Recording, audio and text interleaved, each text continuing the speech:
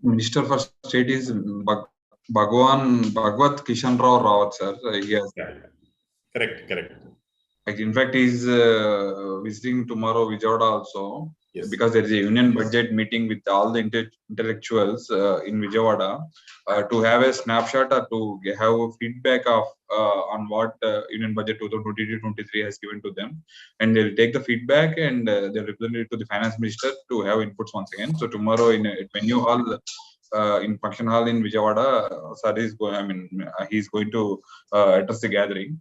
In fact, he was the one yesterday who presented the awards. Screen share avutunda?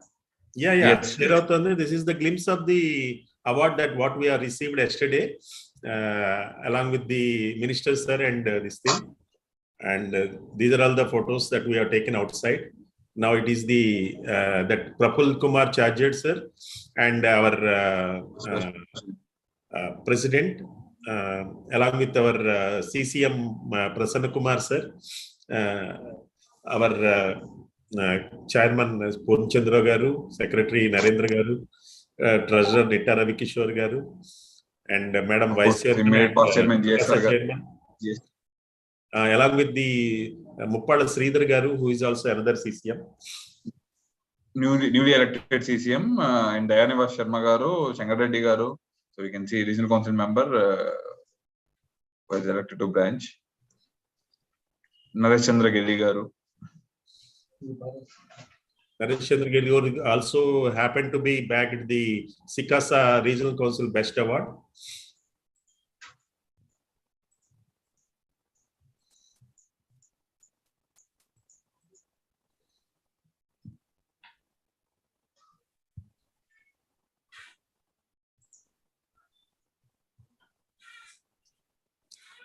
These are all our incoming chairman and secretary.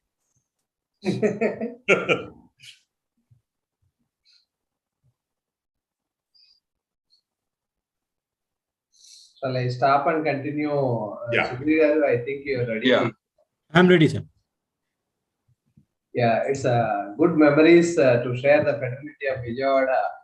It's a happy occasion also. Definitely will in future after completion of hectic schedules of all members, definitely will celebrate this happy situation with a large gathering. And yes, further proceedings of this. Actually, friends, this is the third day of the CPE seminar, which is going organizing by the Vijayawada branch of the CSFICA. And last 2 days with good strength and good eminent speakers, we honored that. We enjoyed with that, learning a lot of knowledge from the speakers. And today is also from part of this 3 days program. Today is going to be taken by the issues and the intricacies on practical approach on GST and further practical approach of the Gstr 9 and Gstr 9C by the CA Sudhir Garu and Ramesh Paturi Garu is also with us. Today they are both are going to be sharing the dais and virtually. I welcome to both of them, sir. And yes, before going to the further proceedings, now I request raise for motto song. No, 1 minute. Yes. 1 second. Yes, today's branch chairman, CAK Purnchandra. 1 second.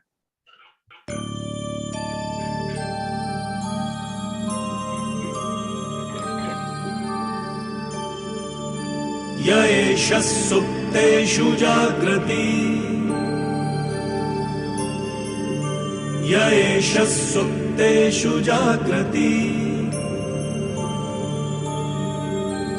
कामं कामं कामं कामंशो पुरुषो निर्मिमाणः तदेव शुक्रं तद्ब्रह्मा तदेवामृतमुच्यते तस्मिन् लोकः शितः सर्वे तदूना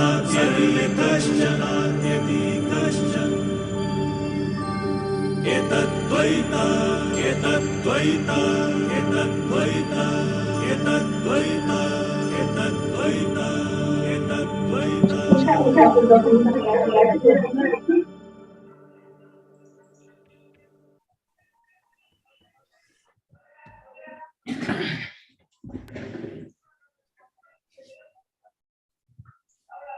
Excuse me for this, sir. Actually, I missed out some of the welcome address. Welcome by the chairman and all. Normal proceedings started and okay. Thank you.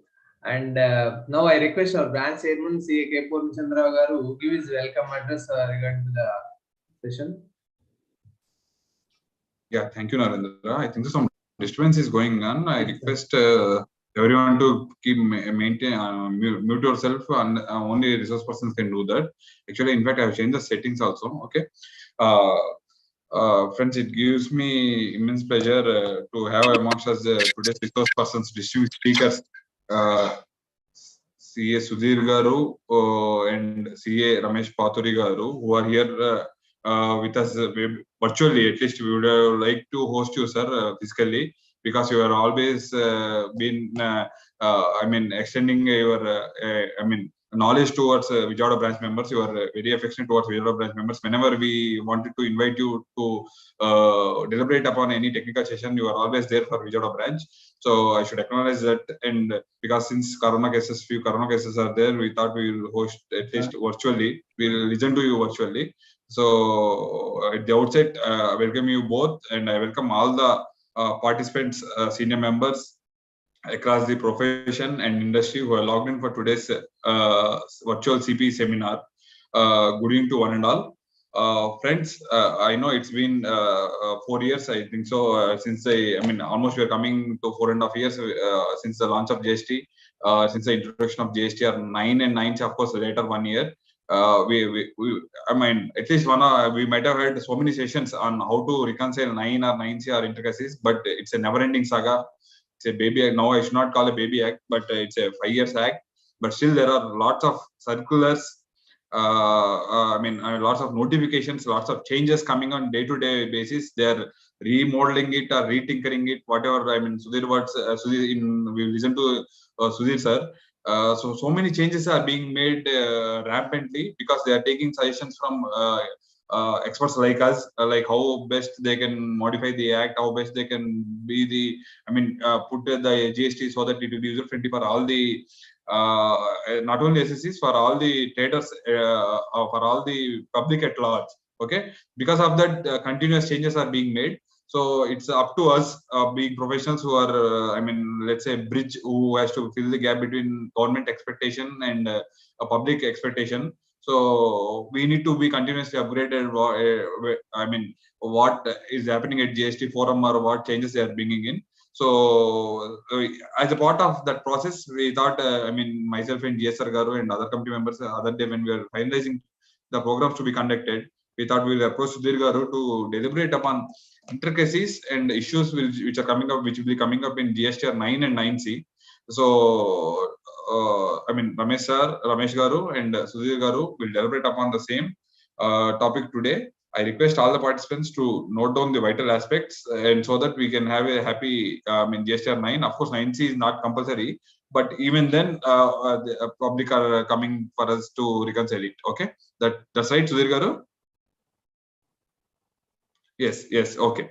And before I hand over the proceedings to Secretary Narendra Garu, as already they have briefed about what happened yesterday.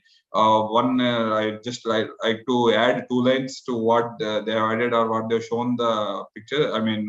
Glimpses or snippets.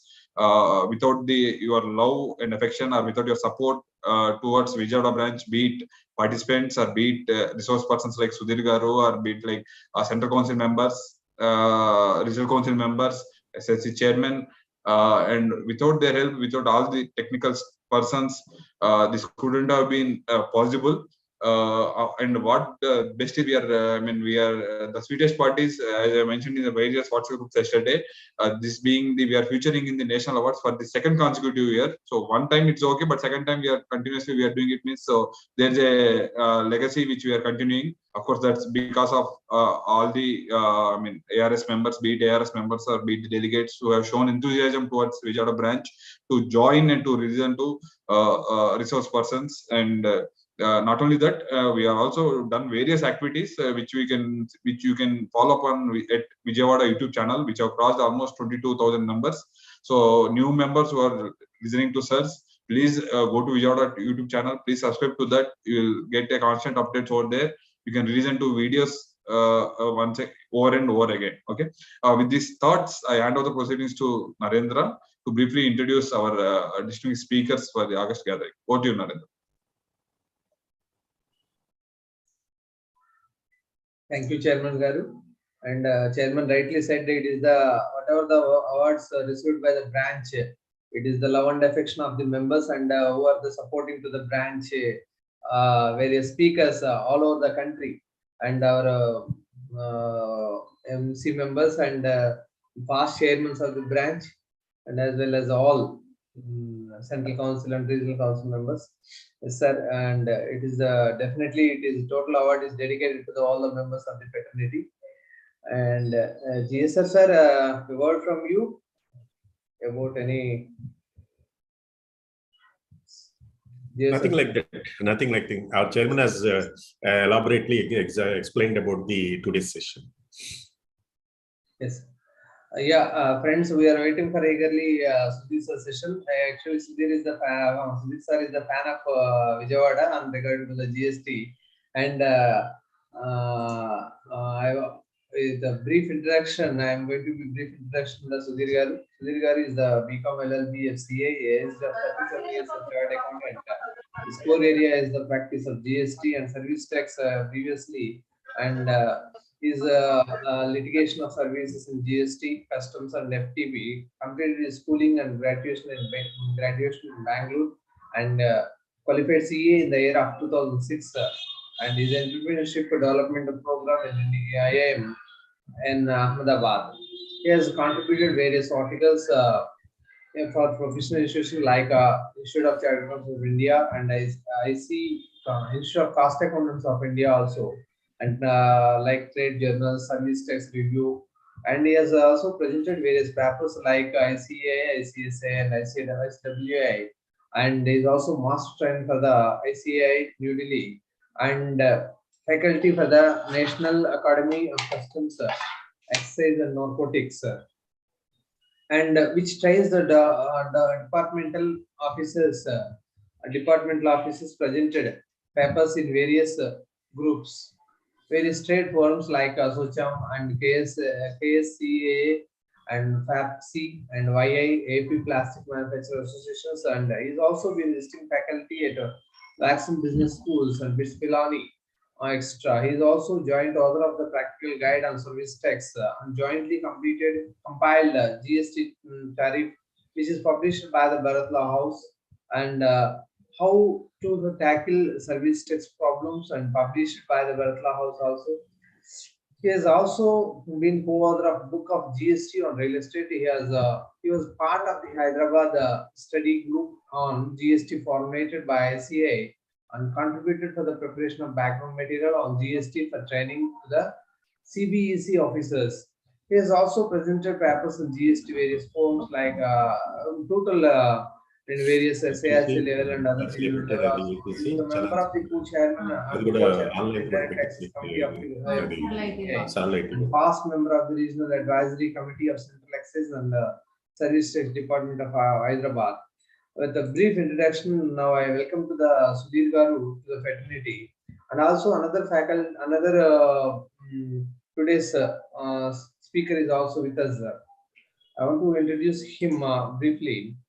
Ramesh Paturi is qualified chartered accountant in 2017. He is currently working with Sudhir Garu in the same firm, and at Visakhapatnam, from Visakhapatnam. His experience of 4 years dealt with various GST refund assignments and GST audits He's also written various articles related to the implications of GST and export industries. He's also contributed to a book called GST Audit Handbook, a government perspective. Yes, sir, Sudhir sir, we are expecting more and more intricacy points today and in litigation of the GST. And Ramesh sir also is whatever the recent changes in the 9 and 9C, whatever the taking care of the further uploading of the 9 and 9C. Okay, with this brief introduction, now I welcome to the Vijayawada branch sir virtually. Now is the dais is yours, sir. You can go on.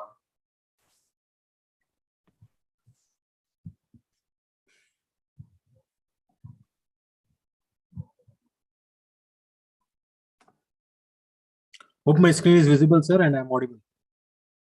Yes, visible, sir. Audible. You can go on. Wonderful, sir. Before I start off, first I need to congratulate the awards being bagged. I was there last year, I think, for 3 to 4 occasions in addressing, I think, everything virtually for Vijayawada members. And I was also keeping close track of the programs, various programs which has been done. I think it was also actively uploaded in YouTube. So few of the things which few lectures I have seen on the YouTube as well. So I know the efforts which has been gone in, and award is worth it. So many of the people will think that we should not work for the awards, but we should do whatever we deserve. But at the end of the day, it is something recognition which matters to us. So this sort of an recognition gives a boost to the existing team, incoming team, and all the members of the branch. So my heartful congratulations, and I can say it's a much deserved award which you have got, knowing what exactly you have been doing year on year. So I wish the new chairman also continues the legacy and will not let it down, and looking forward to congratulate you next year also. So with this, let me start with the topic which has been allocated for the day. I also have my colleague Ramesh Paturi with me, who's operating out of our Vizag office. Between him and me, we have divided the topics in such a way that I will be taking more on the conceptual issues and the large intricacies which has been there. And he is going to take up the issues which is pertaining to disclosure in the forms, that is Gstr 9 and 9C. To the extent possible, my PPT has not covered the issues which is there in terms of the disclosure, but issues in terms of things how we need to handle as a professional approach for our client is something which I will be covering. So I'll be taking about nearly about an hour or so, 45 minutes to an hour. Then Ramesh is going to take up his session, and thereafter we both will be available for question answer. I will be there throughout the session. However, if you get any doubts, please use the chat box. That is a wonderful advantage we have in the virtual mode, where you need not stop the speaker, but at the same time, you need not let go a question which is coming in your mind. Many cases, I say questions at the last, you forgot what question you wanted to ask. So there is a chat window. Keep on putting in the chat, and let's try and answer to the best efforts all the questions which is there. Let's make it more interactive, ask more question. If it is very, very relevant, please raise your hands and see. We will see if it has to be stopped, and we should intervene your question if it is so important. Recorded video is available. The difference is that all of us, about 70 of us, have logged in at the same time. The idea should be to take the maximum advantage of everybody spending this time together. That can happen only through an active interaction. So with this, let me start with the my portion of the discussion. I will be taking you a bird's eye view of the GST audit, what has happened, some common errors, practical issues, and the best practice for the professional, what needs to be done. So these are the broad areas where my presentation is going to be heading towards. So one is an overall compliance view. If you have to look at form GSTR 9 and 9C, both has to be filed by the assessee only for the financial year 2021. But if there is any 9 and 9C which has not been filed prior to that, then there is an attestation of the reconciliation, that is the GSTR 9C by a chartered accountant, would be still required for the previous period. If we are only looking at a window of financial year 2021, then it is a self-certification by the assessee. So practically, if you look at either earlier or now, the entire reconciliation statement was prepared by us only. Even now also the client is expecting us to prepare only. The only thing which has been reduced is that we need not attest it. So I feel somewhere that this is something which is good for the fraternity. I don't see there is a huge loss of professional opportunity here, because the way the GST forms are there, the way the disclosure is there, there are a lot of complication, and unless until a client has a full-fledged accounting team, they may not be able to do this reconciliation the way we will help them. Even if they have a full-fledged accounting team, one of my client, I was thinking that this is a client, we had a very comprehensive team. They had in the indirect tax department only 3 to 4 chartered accountants, about 7 to 8 people working, very well researched, well learned people in the team.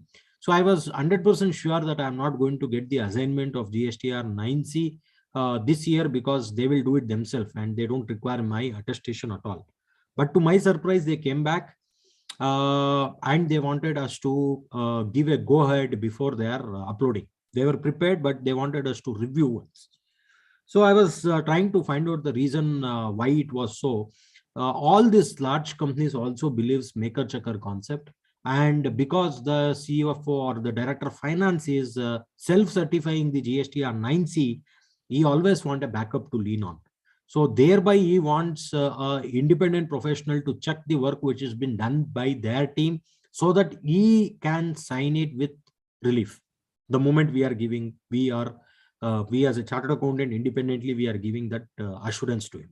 So that makes a lot of difference. So at least in our office, we look at hardly maybe the people who have not opted us to take our assistance for 9 and 9C for 2021 compared to the previous year would have been reduced only by 10%. 90% of the people still want our assistance. So considering this, I don't think it is a negative which has been happened largely for the community. However, there is certain positive, because there are a lot of things where we were not able to disclose. Neither we are not sure whether need to disclose, not to be disclosed. And we have done certain certification and having an inherent risk, and the amount which we get for the attestation is not in line with the risk what has been taken. So considering that, I think it's not very adversely affecting, at least in my assessment. Maybe a city like Vijayawada may have a different percentage on this, but more or less I think it's a good approach, and we could look at giving more value addition. So my entire presentation today will be on looking at how to give more value addition to the client, where he should feel that no, even there is an attestation not required by a chartered accountant, I should go to a chartered accountant because he gives much more value than that attestation per se. So that is what my entire presentation is aimed at today. So most of the things you may think that why is it required to be done? What is there? It is not required. Yeah, most of the things would be recommendatory if you want to give that professional tadka to your clients. That saying that, yeah, this is what something which is which I need to go for a professional, which I get a value for money what I pay to a professional. So that is what I think is aimed at. So records, accounts and records in respect of outward supplies, input tax credit, RCM, everything would be very important for looking at the GST or 9 and 9C compliance.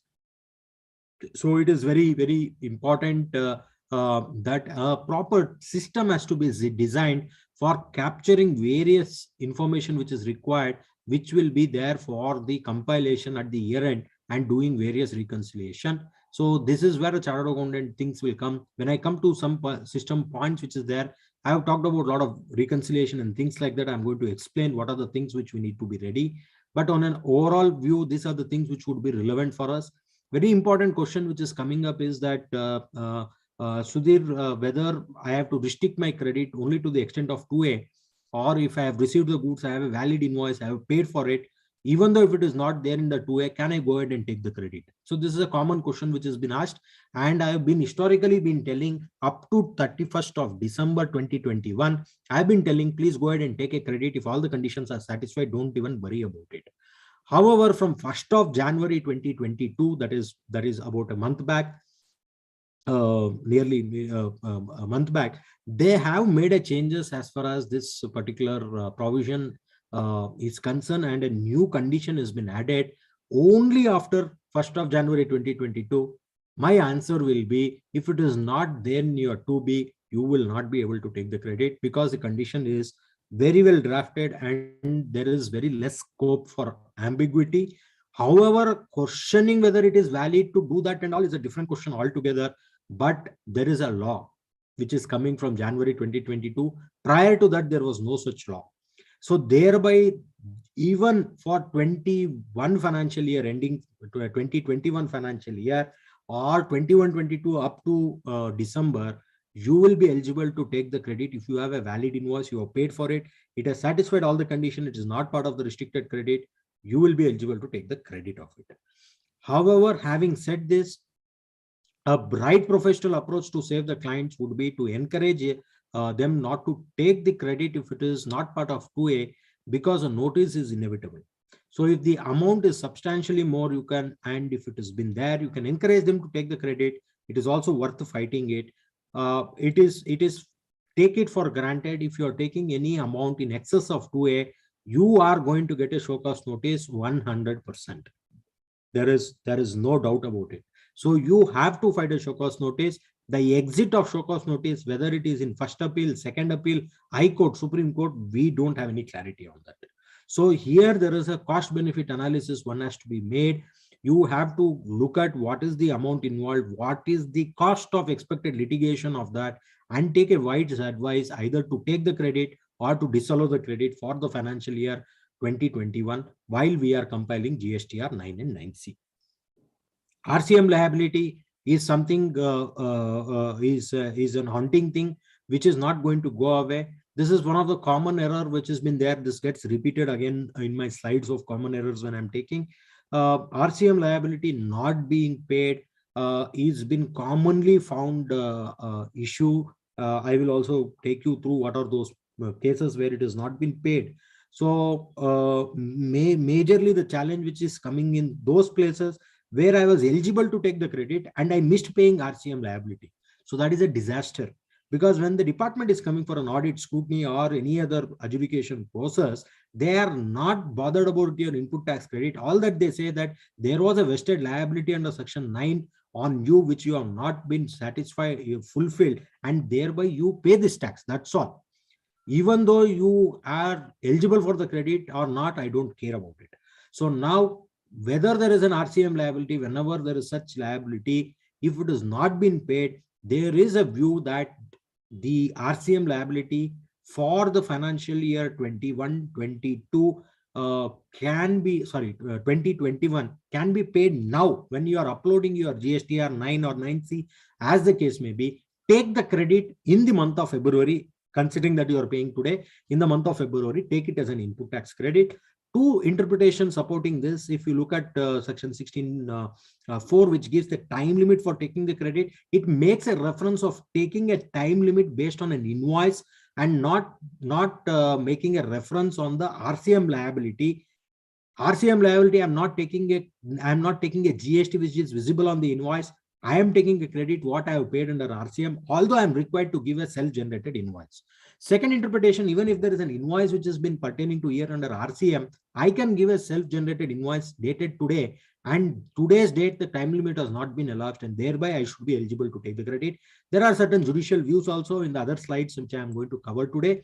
So, but this is one area which is going to save a lot of money for the assessee, that if you are for your clients, that if you are paying now and taking it as a credit, it's not a cost.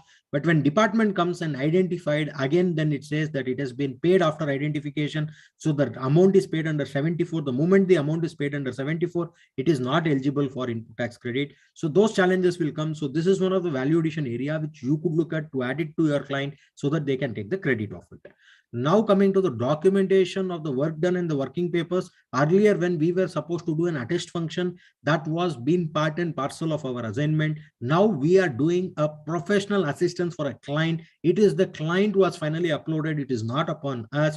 But what is the documentation and working papers we need to maintain? Again, if you look at from a professional approach, tomorrow any question, any challenges which is coming in the year which you have filed, client will simply say, boss, you filed the returns, I don't know anything, you prove. Now you come out and you tell whatever it is. So thereby it makes very, very important, although you are not statutorily bound, professionally, that whatever work you have done, whatever the reconciliations are there, whatever the assumptions you have worked on, what are the things which needs to be documented as good as when you are attesting may have to be continued now in the assignments of 9 and 9C, although you are not doing an audit function. So this is something which you may have to be clear on.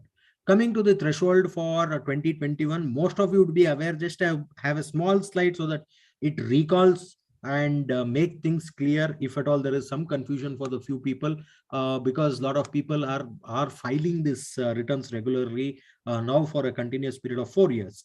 So where it is less than 2 crore rupees, earlier there was an option to file GSTR 9. Now they have exempted from filing GSTR 9 and 9A as the case may be. So you need not you need not file it, which is exempted for the financial year 21-22. Where aggregate turnover is more than 2 crore rupees but less than 5 crore rupees, GSTR 9 has to be filed. But when it exceeds 5 crores, 9 and 9C both has to be filed, but no attested by a chartered accountant. 9, 9C both will be a self-assisted, self-written by the assessee. So those are the timelines. Just a summary of GSTR 9. I am not going into the tables of GSTR 9. I am not going to explain any of those things. Just to have a quick recap that the annual returns will be having 5 parts for it. One is the outward supplies made. I think there is an error. I am not changed the year. Outward supply made for the year 2021, ITC availed reversed, tax paid details than the reported in the next financial year, other information and basic information. So these are the 6 things with the GSTR returns is going to be there. Please mind wherever 1819 is there, just read it as 2021. It's a old slide which I have just copied paste. Now I realize that I have not changed the dates, but it nevertheless it doesn't make any much difference.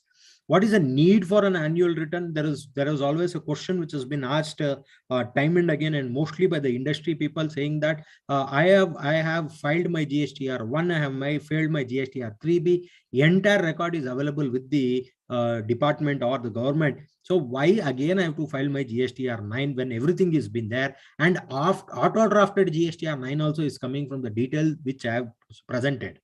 The intention being having a need for an annual returns is that this is a last opportunity for making corrections. When I say making corrections, the corrections is a one-sided correction, that is only the side where you pay to the government. See, the government has been very, very clear in last couple of years. All the amendments is that he is encouraging the amount to be paid to them, but not something which has been excess paid to be refunded. Might it be the GSTR 9 returns, might it be the new budget proposal which is come as far as the income tax is concerned, where they are writing an updating of the returns is concerned, or it may be a digital asset taxation is concerned. So your profit is my profit, but your loss is your loss. So that is a simple statement which they are looking at. So if there is a short payment, I am open, file GSTR 9, correct yourself, pay the tax. But if there is an excess input tax credit availed, please, sorry, GSTR 9, you cannot do any correction. Can I go for a refund route? Yes, that is something can be explored. If you have taken an excess input tax credit, again, you have to reverse. Please welcome, you are available. But you have short availed the credit, where credit has not been availed. You want to avail the credit which has been short. No, sir, that is lost, because the last date for that was due date for filing of September return, which was 20th of October 2021, which has been elapsed, don't ask me any credit. So that is how one-sided things are there. Whenever you want to make a payment, the payment could be for short payment of tax, or it could be reversal of input tax credit, which has been excess taken. In both the cases, you will be using DRC 03. Can I file DRC 03 with the SENVAT input tax credit balance, which is laying as on the date when I'm uploading DRC 03? Answer is yes. The law doesn't restrict it, the portal doesn't restrict it, but there is only one document, which is a circular which has been given, which restricts, saying that if you are making any payment and pursuant to Gstr 9, you will not be eligible to make the payment by utilizing the input tax credit. So this is something which is not in accordance with the law. The Supreme Court decision in case of Ratin Melton Ware Industry, the larger bench of Supreme Court has made it very clear. Circular which is not in line with the law is annexed in the law. That is not in existence with the law. So don't give much weightage for the circular, although department will push you for that, saying that no, you have to pay it in cash only, but you can go ahead and do input tax credit because it is not specifically being restricted. Coming to the failure to file the returns, if you have not filed the returns, the due date for filing of the returns for 2021 financial year has been extended up to 20th of February 2022. So as we speak, we have already done 5 days of February, and we have only about 23 days. And I am sure each one of you here having a large amount of unfiled returns of Gstr 9 and 9C, because the income tax returns is yet to be finalized. So I am not very sure whether 20th February will be the last extension, or again there is going to be another extension up to March and will give another month. I'm not very sure about it, but somewhere I feel that 28th February is a tough target considering the number of Gstr 9 and 9Cs which has been filed overall as on today. What if I'm not able to file by 20th of February? Then there is a liability, there is a late filing fee, which is going to extend 200 rupees per day and subject to maximum of 0.5% of the turnover. That is a maximum cap, 100 rupees under CGST, 100 rupees under the SGST. And not filing an audit report is 50,000 rupees. That is not going to come for this financial year because there is no GSTR audit 9C to be certified by the auditor for. But 9 and 9C, that is the common late filing fee, which is going to be looked at. Coming to the parts of the GSTR 9C, again, I'm not getting into the tables, only just a recap on the basic fields which is there, which has a basic details. It is a reconciliation of turnover, it is a reconciliation of tax paid, reconciliation of input tax credit, recommendation by the auditor, and the Part B certification, which is now going to be a self-certification. So that is an overall view of GSTR 9C. Lot of issues and intricacies as to this is what is the scenario, how should I show in my GSTR 9, how I should show it in my GSTR 9C will be exclusively handled by Ramesh Paturi after me. So now I am getting into few intricacies on few items of like outward supplies, input tax credit, RCM liabilities and things like that. After that, I have certain common error slide which is going to be there. So that is how I'm going to take it. So just to have a glance of the purpose of the annual return, which I have been talked about, is that the self-assessment mechanism, section 39, is a returns which you filed under GSTR 3B, which makes a self-assessment. There is also another condition under section 73(5), where if there is a short availment of credit and it is not because of a reason of fraud, collusion, misrepresentation and things like that, then either by yourself or on the ascertainment by officer, if you pay the entire amount along with the interest before issuing of a show cause notice, no show cause notice can be issued and there cannot be a penalty. It is deemed to have been concluded. So one way it is a self-assessment. Second is still after the self-assessment also you find anything has to be paid, you can pay under section 73(5) and there ends the story. There is also a section 41(2). There is some tinkering which has happened in the union budget. I'm not getting into the details and intricacies, which say that the entire amount which has been taken under the electronic credit ledger can be used only for making the self-assessment payment and not against an assessment which has been done by the department. So that is a broad background of the provisions which has been there as far as the self-assessment and things like that is concerned. So now how to rectify my errors which has been there under a self-assessment mechanism.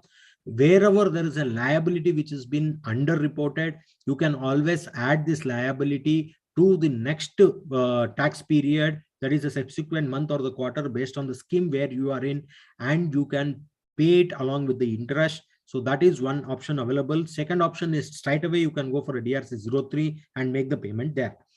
Second scenario is liability was over-reported. First is under-reported, that means you short paid the tax. Here you have over-reported, and here the thing is that you can always under-report, make an adjustment of this turnover which is overly paid in the next financial year, and this adjustment can be done up to 30th of September of the next financial year. Now in the proposed budget, they are increasing this to 30th of November. But don't take this for 21-22 financial year. It will be applicable only for maybe 20-23 financial year, because the enactment of that will not come before 2023 January or things like that. So thereby it will be only for 22-23 financial year, not even for 21-22. So we have to look at the 30th September. It is not the 30th September. It is the due date for filing 30th September, which is 20th of October of the next financial year. So this is what you have to be looking at as an upper date. Either you adjust in the subsequent month or the subsequent period, as the case may be. If it is not possible, that means why it is not possible? Because there is no liability at all existing in the next month or the month next to it. Then in such case, what you have to do is you have to go for a refund application in RFD01, which will be an adjudication procedure. So as far as possible, it could be a best option to reduce this liability and adjust it in the next financial year, rather than going for a input tax credit. Sorry, rather than going for a refund of the excess paid liability. Next is the liability was wrongly reported. Unreported liability can be added in the next month and also can be adjusted in the subsequent returns. If at all it has been paid excess, then you have to go for a refund. This is more or less the same thing what I've talked about on that. Then the sources of information for the annual return, what is the source, where it is going to get your outward supplies are concerned. GSTR 1 or GSTR 3B or books of accounts, what is that you need to consider? Actually, what has to be considered is your books of accounts. You check your books of accounts with your GSTR 1 turnover when it is a turnover reconciliation is concerned. And in the books of accounts, it is actually the finalized books of accounts for your income tax purpose. It's showing an higher turnover than what you have declared in GSTR 1. Then you have to show this, the turnover, the revised turnover in GSTR 9, which is an annual return. Whatever the difference which has been short paid, if at all there is a short payment, use GST03 while uploading GSTR 9 and make it. So that is the best mechanism which is possible here. The second is that whatever the amount which has been paid, you have to look at what is the liability, the finalized annual liability based on your annual reports. You have to compute the GST liability on that, and you have to see whether this liability was the same liability which was discharged in GSTR 3B. That is summary of GSTR 3B. If at all there is a shortage, then only you have to go for DRC03. So there could be a certain scenario where turnover is declared short, but tax has been paid in 3B. So in that case, DRC03 may not be required. You take the turnover as per the books. It can be more than what is reported in 1.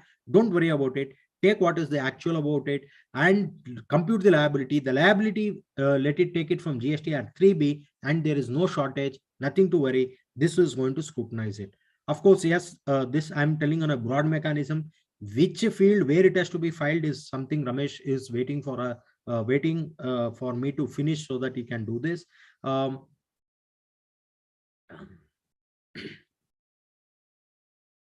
So I think, yeah, that has been there. In case there is a excess, then I already told the RFD01 has to be applied. No input tax credit to be reversed or availed through an annual return. So annual return is nothing to do with input tax credit. You cannot take a credit which you have missed to take. But if you have taken an excess credit or taken a credit which is not eligible, then you can always reverse that particular credit under the GST 9, but you will not be able to take any benefit or an adjustment is not eligible. So coming to some other intricacies as far as the outward supplies is concerned, review of the revenues declares as per the audited books, verify various aspects as under One is the taxability. First of all, you look at whatever has been declared, the client gives the books for it, check whether it is taxable at all. If it is not taxable at all, the levy has been filed, whatever the GST has been paid, you can always show that as an amount which is not taxable in your Gstr 9, show there is an excess payment, and this will be a basis of document for you to go for a refund of it. You also have to examine if there is a short paid also. Value addition to a client will not come only when you are suggesting an items which they have paid, which they have not required to pay. The value addition to client will also come when you are suggesting them to pay an item which they have missed to pay. This is very important because client thinks is that, Array, what is this? I came to you, I paid 10 lakh rupees. After coming to you, you are asking me to pay 15 lakh rupees. Coming to you has costed me 5 lakhs. Sir, coming to me has costed only 5 lakh rupees. But if you leave it like this, when department comes, you have to pay 5 lakh rupees. You have to pay another 5 lakh rupees as interest, another 5 lakh rupees as a penalty. You coming to me has not added 5 lakhs. You coming to me has saved you 10 lakhs. So that is what we need to be very clear about. Don't hesitate to tell whenever there is a short payment. Take this as an opportunity. Tell them, examine deemed supply, examine the stock transfer, cross charge, recoveries, and wherever there is a shortage of payment, ask them to make the payment. This is which will be still a self-assessed returns under GSTR 9. It is without the intervention of the department. Classification, look at classification. There are various cases of change of classification, change of rate has been happened. You have to be closely looking at whether the rate change has been properly given implementation to in terms of the time of supply and things like that, the HSN, whether it has been done or not. So these are the basic reviews you may have to do, although you are not filing GSTR 9C, because what I am saying is more of giving a value additive filing of returns, not mere you have given a garbage, I process the garbage and file it as is, and I am not looking at any giving a value addition. This sort of an approach will not help you to retain a client. Client is going to go away. Client is going to appreciate if you are going into these intricacies, checking, giving them assurance, boss, I have checked your taxability, I have checked your classification, valuation, time of supply, everything is right, no problem. Or this is something which you have excess paid, this is something which you are short paid. Then that is where you are gaining the confidence of the client. So thereby, these are the things which has been required. Then coming to the valuation, sale of vehicle, again, the tax has to be paid. Difference of your book value and the sale price, whichever is there, if at all this difference is in positive. If it is negative or there is no difference, then no GST has to be paid. So all sales may have to be looked at, because this is one of the common myths which I am seeing in the business, because they feel that sale of vehicle is not their main business or whatever their goods, and thereby they always miss the payment of tax on this. But when you are finalizing the accounts and 9C, go back and see whether such sale of goods is there and what is the valuation which has happened, and give the appropriate treatment of GST for that. Then coming to discounts and incentives, any discount which has been passed on by way of a credit note, check whether all the conditions for issuing of the credit note has happened. Thereby only you give the discounts. Many of this, again, I'm going to cover. There is small repetition which will be there in my slide, but I'm not going to repeat, which will also be there in the compliance issues, which I'm going to look at in the slides to come after this. Time and place of supply, etc., has to be verified to look at whether the right type of tax has been paid and it has been paid to the right government, which it has to be there. So these are also the things which you have to verify, because everything, these 4 bullets which I am talking about are the most common bullets where you are going to get a show cause notice. With this, another 1 bullet is your input tax credit. So these 4 plus 1 input tax credit, these are the 5 areas where a litigation is possible, nowhere else. Others is very, very minor. So 80% of the litigation is going to be in this. So you have to be very clear that you properly scrutinize all these things and give a proper value to your client. Then reconciliation of details of workings of subsequent financial year before recommendation of the tax or the authenticity. Yeah, I think that reconciliation now, recommendation of tax is not there. I think that point may not be relevant now. Next is the review of debit note which has been issued. Look at whether there is a decrease in tax and what is the increase in tax and what is the interest implication thereon. debit note, it is not decrease. Please note it. It is increasing tax. Whenever you are increasing a tax, so what is the interest implication? Whether the interest was being paid. Second, whether the recipient has been given an opportunity to take the credit whenever there is a B2B supply. So these are the things which you may have to review and check whether there are some challenges which is going to come. Review of credit note, I've already talked about, and the value, the discount which was been told, whether at all it has been eligible, whether all the conditions has been satisfied, whether it is the timeline, whether the input tax credit has been reversed by the customer. So these are the things which you have to look at in your review before compiling GSTR 9 and 9C, which will have an implication for the client in the future. Tax treatment in case of change in rate of tax, which again I've talked about. Whenever there is a rate of change, there is a time of supply which clearly tell how you have to look at. Then there is an interest implication. There is a change in the section 50. What they have edited is that if you are filed a returns delayedly and paid the tax delayedly, the tax has to be paid only on such amount which is discharged in the cash and not in the entire amount. But this is not going to apply for the amount which has been paid under education for 73 and 74. So the interest has to be paid on net liability. Check whether it has been paid on net or gross and advise the client accordingly. Then there are certain things which you have to look at from an input tax credit is a reconciliation of ITC between books, computation and GSTR 3B. So what is there in the books has to be taken here subject to all other conditions has been satisfied, even though if it is not reflected in 2A for the financial year 2021, please go ahead and take the credit. Having said this, there is going to be a notice. So you have to evaluate whether fighting notice is better or leaving the small credit is better, or huge credit to leave vis-a-vis filing the notice. You have to take an appropriate decision there. Then ITC on import of goods by filing of bill of entry. So there are also some issues which has been there as far as GSTR 2B is not capturing many of the bill of entry offline, but it has not been required as far as the time limit is concerned. 16.4, which I was explaining some time back, will cover only when you have issued an invoice and when it is not where you are taking a bill of entry. RCM I have already talked about on this, where I have opined that you should be still eligible to take the credit. Credit availed into different GST and number of the same associate. So this is again a very, very common challenge which we are seeing. The credit was actually the goods has been imported or received in state of Andhra Pradesh, but the credit has been taken in the state of Karnataka. Because the invoice, the supplier had in his master the Karnataka details, and thereby he gave it to Karnataka.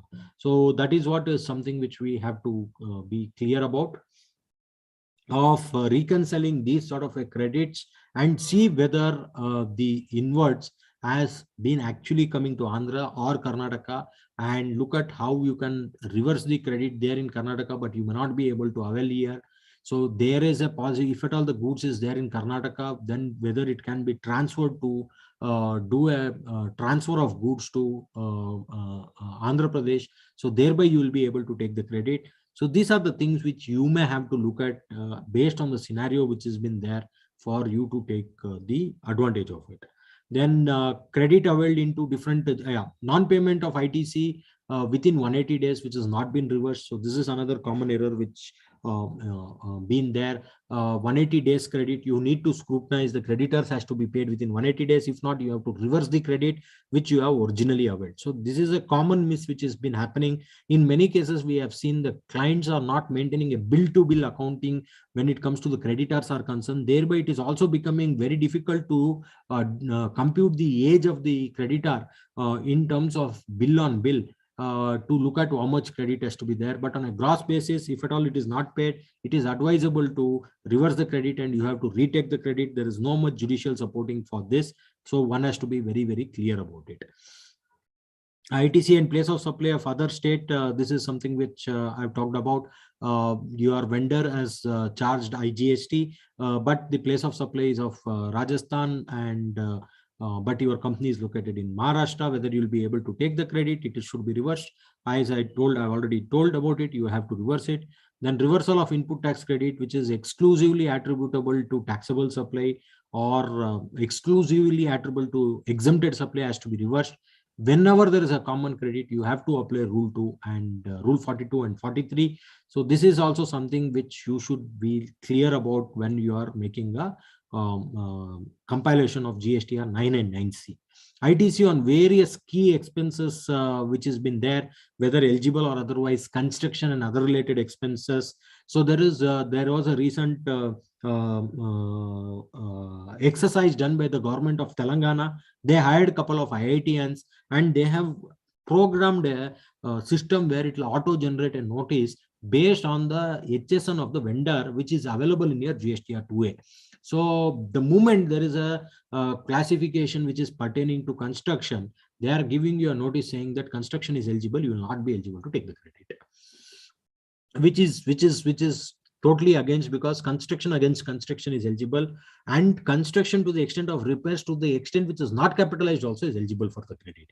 So the construction and other related items you have to look at. Many of the cases there will be a turnkey contract which has been given for a construction, which also includes some equipments in that. So you could look at if an equipment can be separately procured with a different contract or with a different vendor altogether. That will not be coming under restriction. Anything to the extent of construction is not eligible unless until you want to take a shelter of Safari Retreat judgment, which has been of Orissa High Court, which held you will be eligible to take the credit, but it is pending before the Supreme Court now. Except for that, you will not be eligible to take the credit. But if it is a construction activity and you are not capitalizing it, then you are eligible to take the credit of it.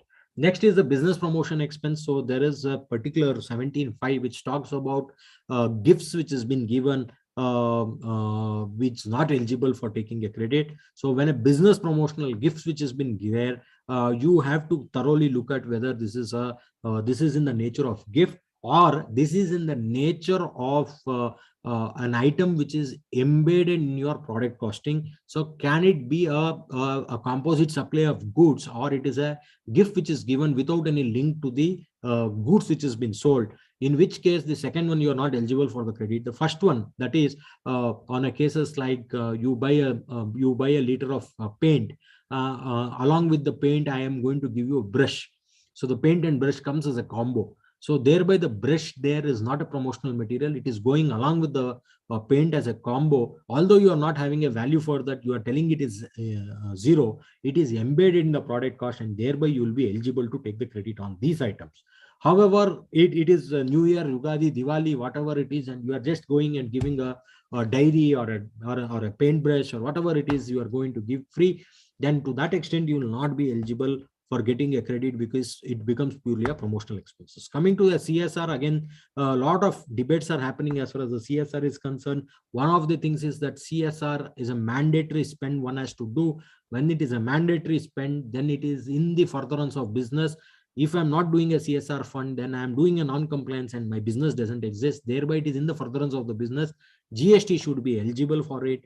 And at the same time, because under 17.5, if anything given free of cost should not be eligible. So whether it is in the furtherance of business or it has been given as a free of cost, CSR expenses is again a broader line item. So this is something you are not, if you are a conservative, you have a conservative client, don't advise them to take a credit. If their aggressive amount is more, you can still try it out based on a case-to-case basis.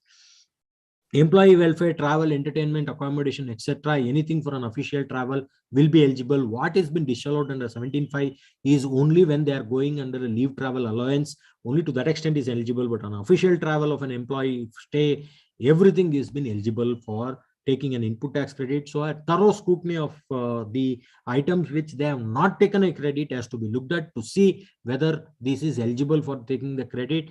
And of course, if you are not doing this before 30th of September, you may be losing the credit. At least you know which are the area, and thereby in the current year, at least these are the things which you will be eligible to go back and take the credit for the current year within the due date.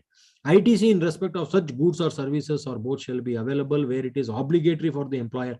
Yeah, whenever there is an obligation which has been there with 1st of February 2019, so they have talked about that the credit will be eligible, like your insurance and things like that. So you could go back and check whether if there was any obligations which was been there, and thereby you will be eligible to take the credit.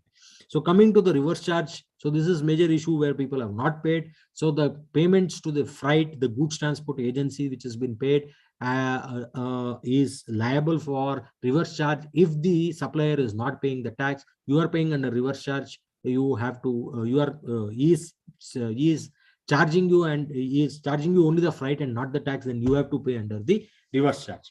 There is also an exemption which has been given when the transportation is happened by other than a GTA. In such case, you can look at claiming an exemption. Ocean freight imports is not subjected to GST. Mohit Mineral Supreme Court decision has made it very clear, so that is not required. Advocate payments on legal fees will be liable for RCM, and also will be eligible if at all it has been used for the supply of outward services. It will be eligible for input tax credit. Security service, which will be applicable only when you are taking a service from a non-body corporate. It is not in all the cases. It has to be paid under RCM. So there is a private limited company who is giving you a sponsorship service. So it is still a direct charge and not an indirect reverse charge mechanism there.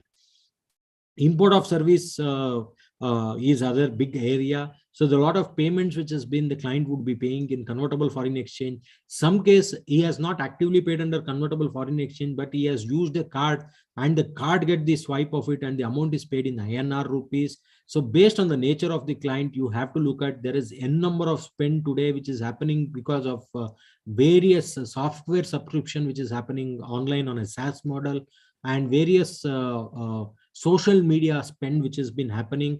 There are a lot of the major social media player is Facebook. They have opened an office in India and now they are charging GST and giving an invoice.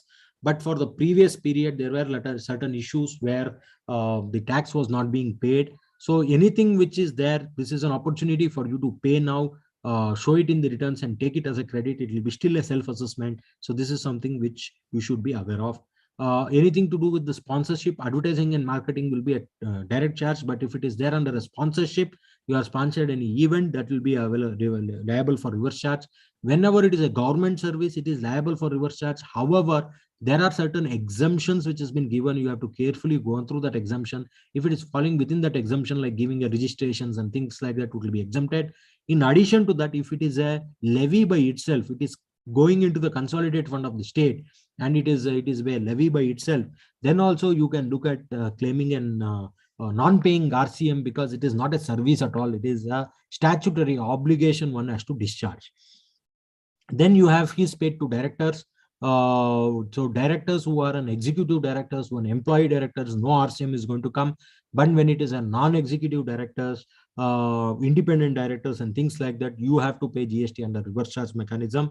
So that is something which you have to take care while filing your Gstr 9. Of course, for builders, if you are procuring less than 80% from an unregistered sources and you are under 5% scheme, you have to pay, but you will not get the credit of it. So that is also something which you have to look at. So details of reverse charge has to be disclosed as per the audited accounts.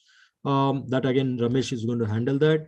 Liability paid under RCM, whether already paid by the supplier. So there are certain cases where actually it was supposed to be paid by RCM. Say, for example, take an example of legal service. It was supposed to be paid by you, but the legal firm itself has charged and given you the credit. So this decision of ELCOPEN says that if it has been already paid by the supplier, you need not pay again under reverse charge. Again, same with the freight payments also. It can be used for anything else.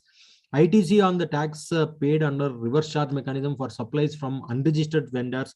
So unregistered vendor per se is not subjected to GST, but for shortfall of 80%, if you are a builder, then only it will be liable for tax. So there are certain what you call errors, which there could be certain repetitions, but we will go through it. Incorrect classification of goods is a conceptual errors which we will be looking at. So go check for a classification, check for the right rate of tax. Even in case there is a no rate difference, but there is a wrong classification, you have to correct now, because future there is an exemption given to a classification and you are under a wrong classification, you will not be eligible to take the credit because you have classified wrongly. Not that you will not be able to rectify it then, but there is a lot of challenges. So always be on a right place, right path for you to take the credit. And another error which we observed is that the pure agent concept has not been followed. Not having a pure agent conditions not been satisfied, GST has not been paid. So all the conditions, it is all cumulative conditions, mandatory conditions, everything has to be satisfied. Actual recovery only is one among that condition, not the only condition. There are many other conditions which you have to satisfy, then only you will be eligible to take the deduction of it. Incorrect determination of place of supply, charging wrong type of tax, CGST, SGST charged instead of IGST and vice versa. So this is going to be a challenge here. The law says under section 77, if it has been held that there is a wrong payment of tax, you can pay the right tax without interest and go for a refund of the wrongly paid tax. So this also needs to be looked at, whether you can do it voluntarily or there has to be a order which is to be passed by an officer. So there is no clarity on that. Whenever there is an error which is there, to the extent it is possible where you can rectify it, you can rectify and give the credit of it. Then opting to pay GST with input tax credit benefit through absolutely exempted. Although it has been exempted, you are taking the input tax credit would be denied. So you will not be able to take the credit. Not remitting the tax which has been collected by the customer, which you are not supposed to have been collected, like unregistered dealer or a composition dealer. So you will not be able to retain it. You have to pay the tax to the government along with the applicable interest.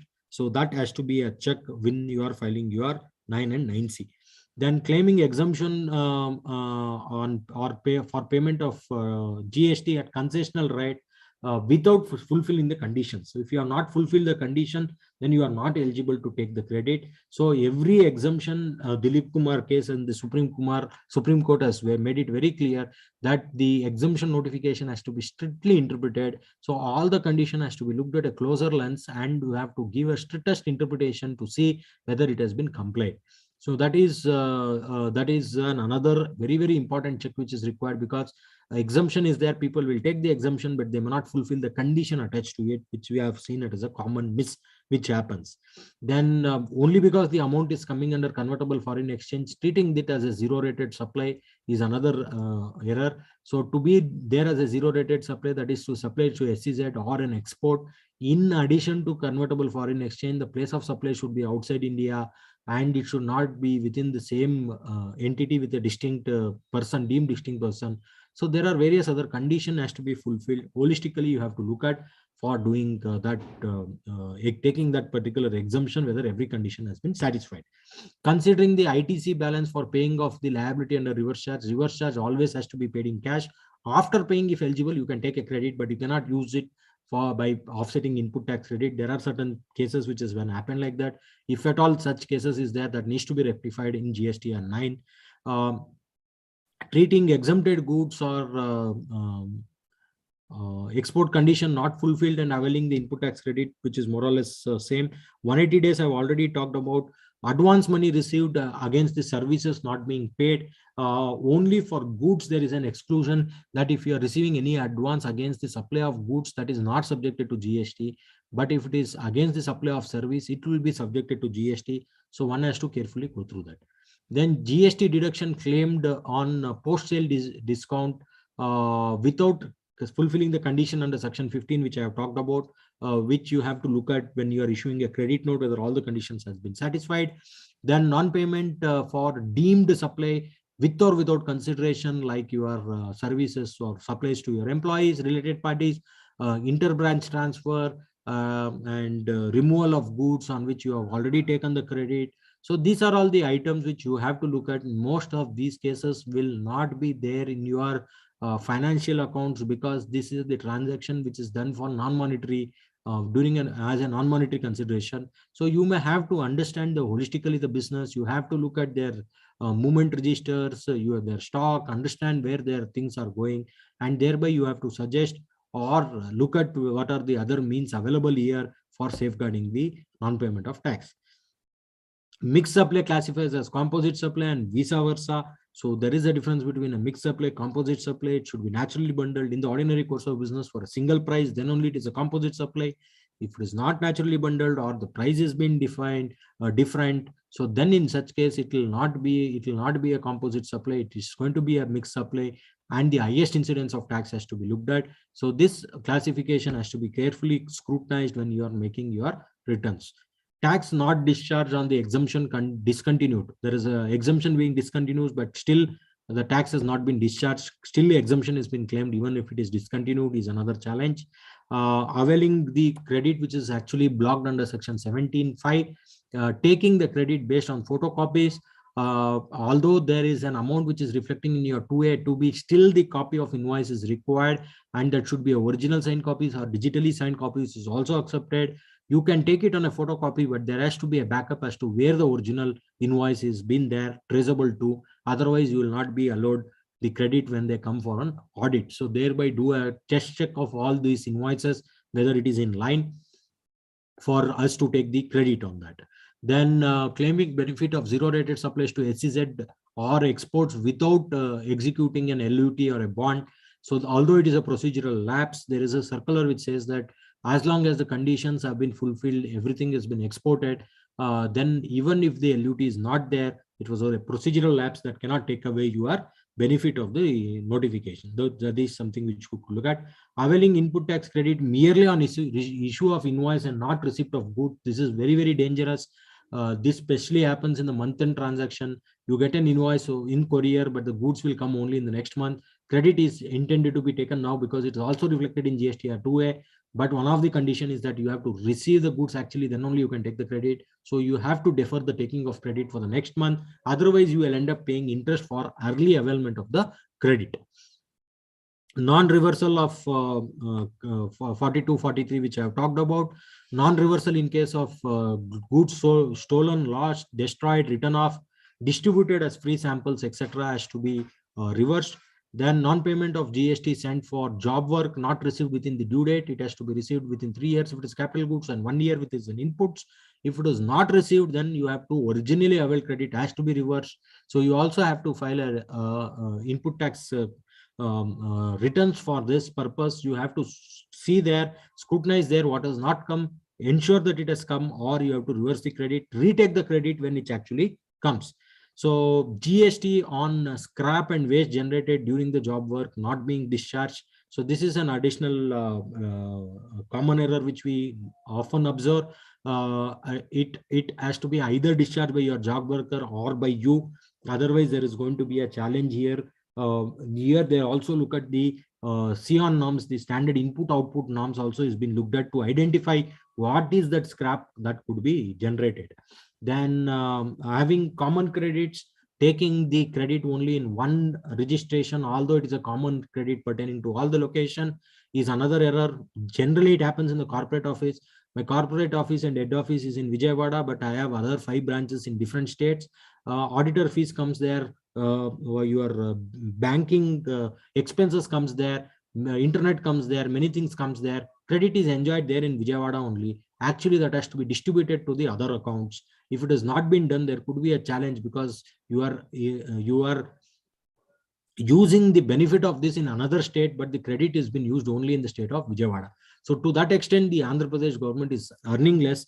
Otherwise, it is the other state who is going to give that particular deduction. So that is something has to be looked at, which is one of the common error. Not considering non-monetary consideration for arriving the value of the tax paid. So only going by the books of accounts, not getting into the monetary valuation is another challenge which we look at. GST not paid on interest on penalty collected for delay in receipt of a consideration. So if any interest has been collected for delay in consideration, that interest is also subjected to GST, but the time of supply is only on the realization. So you have to check if interest has been realized because of the delay in supply. If so, the GST on that has to be paid. Capital goods reversal for using of the goods which is commonly used for taxable and exempted is the other things which is going to be there. So there are certain system points which we need to look at, is that making accounting entries on a gross basis and passing entries for eligible credit and tax payable at the end of the month. So this is one of the systems which you have to look at, that monthly reconciliation and monthly passing of the entries has to be looked at. Having a strong reconciliation on your procurement, outward supplies on a month-on-month basis has to be looked at. Monitoring of the job work control register, what is going out, what is coming back, flagging it when it is nearing the due date to come back, so that you will follow up with the various job worker and get it. Many cases the goods have come but the documents have not come, so those challenges would be there. So you have to follow up and clean it up, the entire process. So these are all the system related corrections which you have to recommend to the client based on your experience of looking at what has actually happened in this particular audit. Absence of the system for providing regular training to those involved in GST. Precaution is better than cure. So go train the accounting people or the staff which has been there doing the GST. So that is going to save a lot of errors. No proper system of determining the place of supply. You are taking a proper KYC from the customer. Your POs agreements very clear as to determine what is the place of supply at the time of quotation or at the time of signing PO itself, rather than at the time of dispatch. When they want to dispatch, there's a lot of hurry and people are missing out on determining the actual place of supply and actual type of tax which they have to pay. ERP and accounting packages which has not been linked with the taxation. So there are a lot of packages which has come out where they have an API integration with the system. So these sort of a reverse reconciliations and things like that have been started for your 2A and things like that. So these are all the technology things which one has to improve, put it there. Then lack of control and absence for reconciliation between financial and tax records. A period reconciliation between financial and tax records has to be looked at. Then you have to have a proper vendor filing system, vendor grading system, who is giving the credit, who is not giving the credit. So these are the things which you have to scrutinize. Issuing invoice, maybe instead of bill of supply for composition dealer, for exempted supplies, you have to give a bill of supply. But if you have given an invoice, then there is a problem in that which you have to correct it. Otherwise, there could be a penalty which may be extending to whatever general penalty, or maybe every invoice they may extend a penalty. That is a danger which has been there. Not keeping tracker for the correspondence with the tax department, especially ensuring replies to the proper authority. So all the replies which has been there has to be tracked. All the notices which has come has to be tracked, and see whether replies are done. What you have written to the department also has to be tracked and has to be properly numbered, so that you can always correlate and link it. Not accounting the inward supplies on a regular basis, doing only once in a while, will have a lot of challenge in the reconciliation. So that also has to be fixed, and you have to encourage regular accounting of inward supplies. Many cases, the goods have come, invoices come, some quality issue, the factory people are keeping, not even giving to the accounts. It is reflecting into they have not taken the credit, things have gone like that, and later there is a time bar and you will not be eligible to take the credit. So you have to identify what is there in 2A, what is not there in the books of accounts. Not only the other way, looking at what is there in the books of accounts but not there in 2A. Both has to be looked at. Suitable measures has to be looked at for following it up and taking the credit. Credit note not issued within the time limit, I have already talked about that. System of identifying input services exclusively for taxable and non-taxable activity not being present. So at the time of procurement itself, you have to design a system how you are going to make it into taxable and non-taxable categorization. If possible, procure separate, give a separate POs, work order, procure with separate invoices, so that easy reconciliation can be done. So other reporting requirements which has been there, basic step for the 9C has to be looked at is starting with the reconciliation with the books 3B and 1, which I have talked about. Look at where is the difference for all the purpose of turnover, take it as per the books. For tax pay, compute the tax liability as per the books. Look at, compare it with 3B, and thereby compare your Gstr 9, and thereby take the books and 9 which is going to be matching. So that is the right way of doing it, so that holistically everything is going to match. Turnover of ITC to be considered for each GST separately. For that 42, 43 reversal is concerned. So everything for each DST has to be taken separately. ascertain the difference between the turnover and the input tax credits which has been there from the BICS, and look at what needs to be fixed. Additional liability to be discharged only in cash. Fund necessary has to be looked at. So this is again that additional liability under 9C can also be done in credit also. The circular makes it only cash, but can be paid in credit also. Extra tax, if any, to be claimed as a refund. If ITC extra to be paid back, short claim of ITC cost to the auditee or the taxpayer, as the case may be. If needed, take an expert opinion on all the interpretational issues. So these are a few intricacies or the few conceptual points which you have to keep in mind. These are the common errors, or I can say these are the checkpoints or the checklist for you when you are making a GSTR 9C assignment for your client. As I have told that this is not something which is required by you. There is no vested responsibility on you. But if you are doing this, then only it has been pursued as a value additive services what you are giving. Otherwise, there is an high chance the client says that we are going to do it ourselves, and we may not have any professional connection with this client as far as this 9C is concerned. So this completes my talk. Thank you for patiently listening. I am staying back for questions after Ramesh is presenting. Thank you.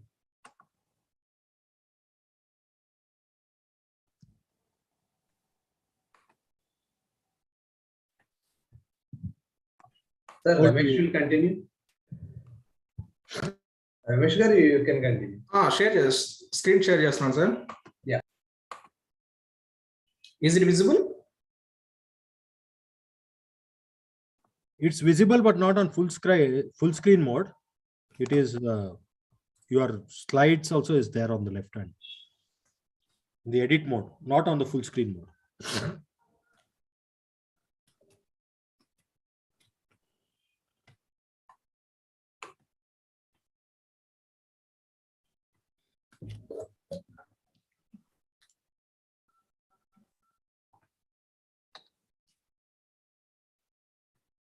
One minute, sir.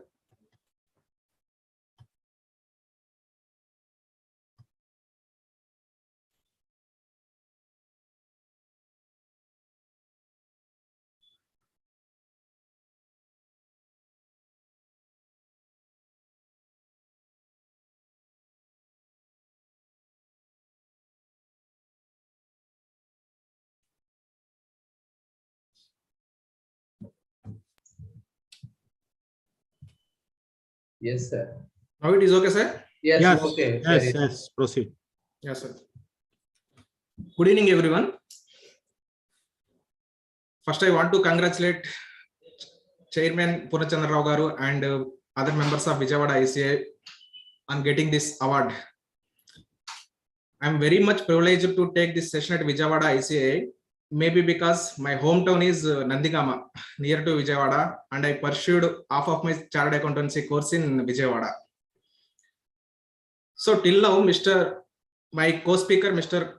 Sudhir, had gone through the professional approach and intricacies in filing GSTR 9 and 9C. Now I want to take you all through the practical approach in filing GSTR 9 and 9C. So this is already covered, legal provisions. Now I just want to highlight 2 points here.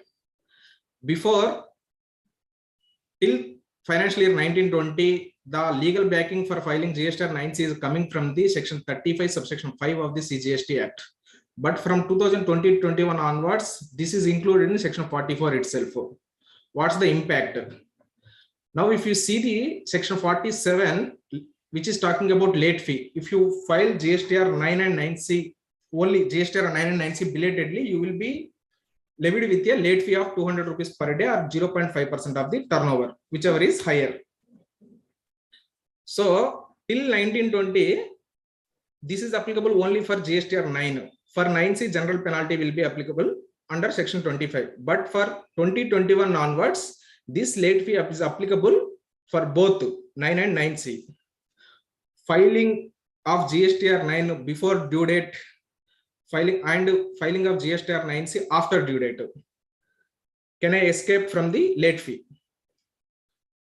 At the time of filing, you can escape because the system won't auto-populate while filing Gstr 9C. But at the time of audit in future, department may demand as per this section, because if you file both 9 and 9C, then only the return required under section 44 will be filed. Filing of 9 doesn't suffice the filing of return under section 44. Keep in mind. So you need to file 9 and 9C within due date to escape from the late fee.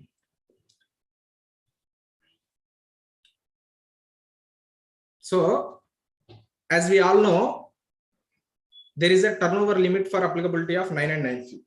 For GST 9, it is 2 crores. For 9C, it is 5 crores. So, when a client comes to us and is asking whether GST 9 is applicable to him or not, he came with his financial statements. We take that financial statements and see the profit and loss account. The turnover is 2.5 crores. Can we say the 9 is applicable to you? You need to file GST 9. Definitely no. Because the turnover you have seen, that is 2.5 crores, is the turnover as per financial statements and as per the accounting standards, not as per the CGST Act. For the purpose of determining the applicability of 9 and 9C, you need to check the turnover as per CGST Act. So usually there are some transactions which doesn't form part of the P&L account, but you need to consider while computing the turnover as per CGST Act. In the same way, there were some transactions which were included in profit and loss account, but you need to remove for the computation of turnover in CGST Act. So I have listed out a few exclusions and few inclusions here. You need to exclude from the audited financial statements turnover Schedule 3 transactions like sale of land, high sea sales, or sale of goods from the customs warehouse before filing the bill of entry for home consumption. Like these transactions will be form part of our turnover, but these are not supplies as per CGST Act. You need to remove those transactions. Next, duty drawback, dividends, profit from joint ventures or other investment companies, insurance claims received. Like these, many other transactions were there, which are not a supply at all. You need to remove those transactions, and you need to include related party transactions. Sale of fixed assets, deemed supplies, supplies credited to expense ledgers. We usually see these type of adjustments in financials. So you need to add these transactions to the P&L turnover, because these transactions won't be form part of P&L as per the accounting standards. So by seeing the profit and loss account, face of profit and loss account, we can't determine the applicability of 9 and 9C. You need to check all these transactions. Then only your decision will be correct. Next. So 9 and 9C is applicable to the client. So we need to file the GST 9 and 9C now. So we have options before us. GST 1, GST 3B, system computed GST 9 summary, audited financial statements. Which one I should pick to go ahead with the filing of GST 9? In my view, best option is audited financial statements. Anyhow, you need to reconcile the turnover as per audited financials with the GST 1, 3B and system computed summary. All these reconciliations you should do if you have the proper backup for the returns. For example, you don't have any proper backup for the returns. You have only audited financial statements. So take audited financial statements and go ahead with the filing of GST 9 and 9C. So if you open GST 9 and 9C copies, by reading the all columns, you will definitely know what are all to be filled in which column. But you may stuck in how to fill these tables from audited financial statements. For this purpose, when you are filing GST 9 and 9C, don't fill the 9 and 9C in serial number wise. First table number 4, next 5, next 6, 7, 8, 9, like this. Go on. Don't do that. First, you bifurcate the 9 and 9C in 3 parts. First, turnover. Second, input tax credit. Third, others. So when you do your workings like this, you won't miss anything. Otherwise, there will be less chances you file error-free Gstr 9 if you fill the serial number wise. So better bifurcate the Gstr 9 and 9C in 3 parts like this. First, we'll see turnover tables in 9 and 9C. In Gstr 9, we have table number 4, 5, 9, 10, and 11. In Gstr 9C, table number 5, 7, 9. So first, let's discuss Gstr 9 tables, 4 and 5. 4 is talking about supplies made during the financial year on which you need to pay tax. 5, supplies made during the financial year, but no need to pay tax on those supplies. Table number 9, whatever the tax payable you have disclosed in table 4 will be reconciled with the taxes paid in Gstr 3B during the financial year. If there is any difference, you should have reasons for that difference, valid reason.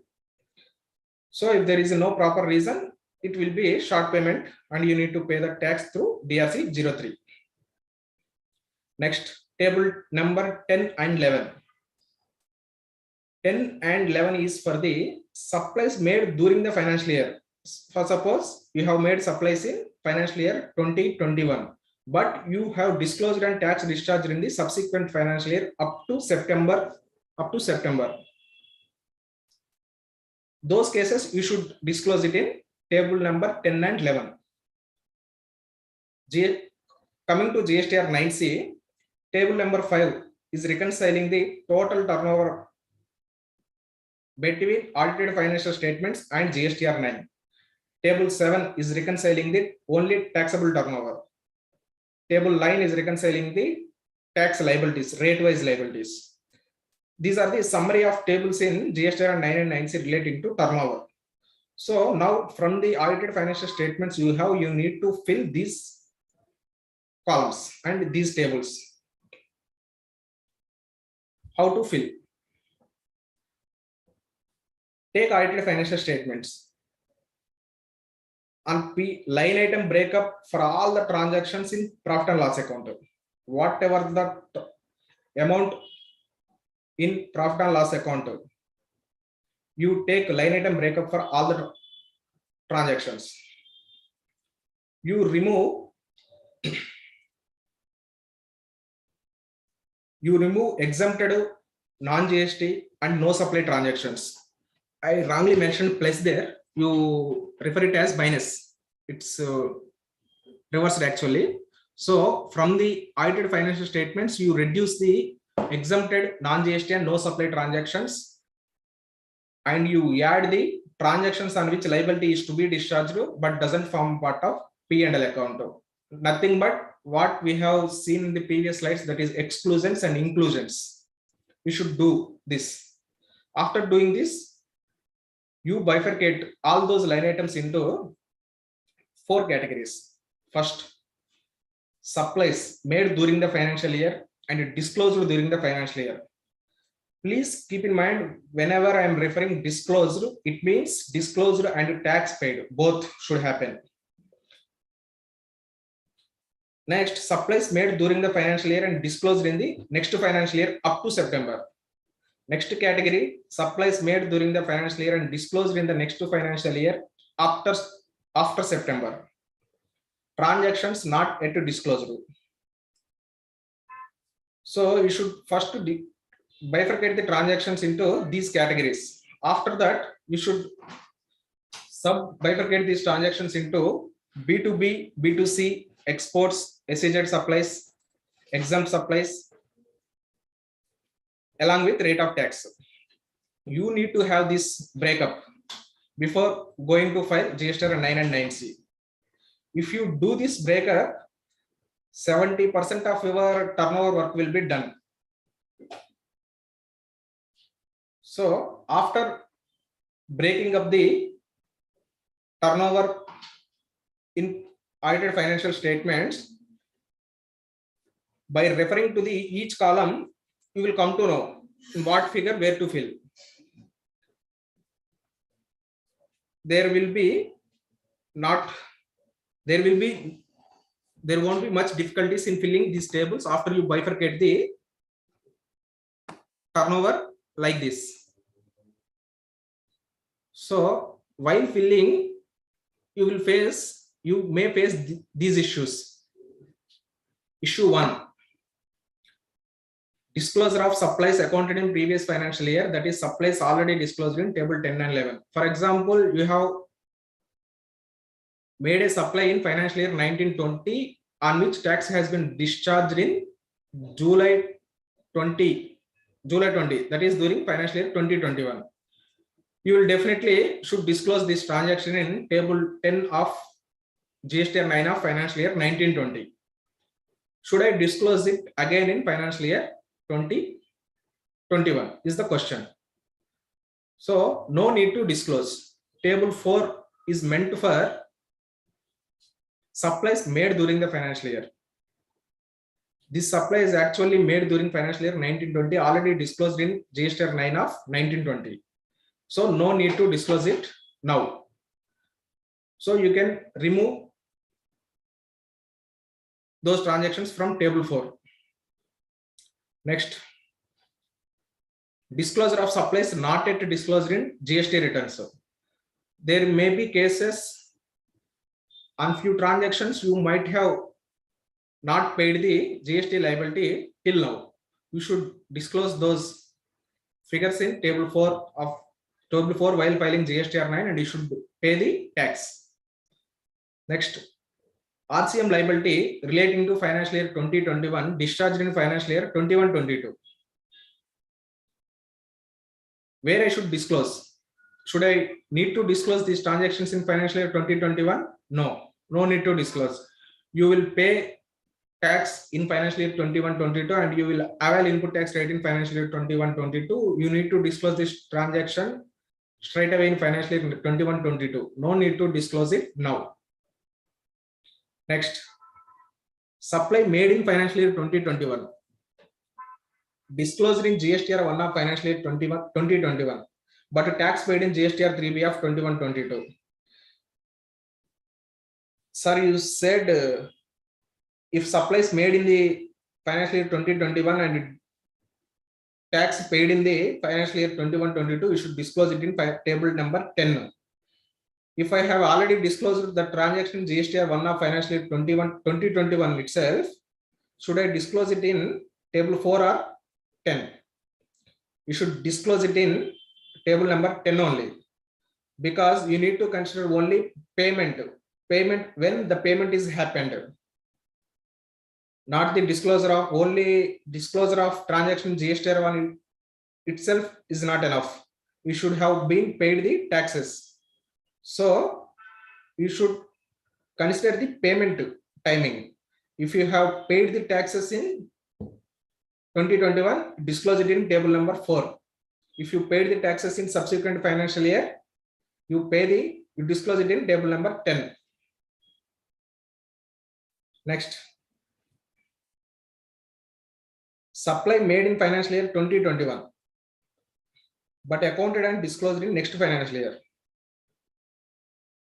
That means invoice dated 31st March 2021, but I recognized the income in financial year 21-22, April 21, and disclosed in GST returns of April 21 only. Do I need to disclose this transaction in financial year 2021? Yes, you need to disclose. For the purpose of turnover, you need to consider only time of supply, not the accounting in books of accounts. If supply has happened in financial year 2021, that tax liability is relating to financial year 2021 only. So you need to disclose in financial year 2021. Don't think the accounting is happened in 21-22. I will disclose it in 21-22. For the purpose of turnover, you need to consider time of supply, not the accounting in books of accounts. For the purpose of input tax credit, you can consider the books of accounts, accounting in books of accounts. But for the purpose of turnover, time of supply, if time of supply falls, all the transactions for which time of supply falls in the financial year 2021, you need to disclose all those transactions in one or other table of the Gstr 9 in financial year 2021 only.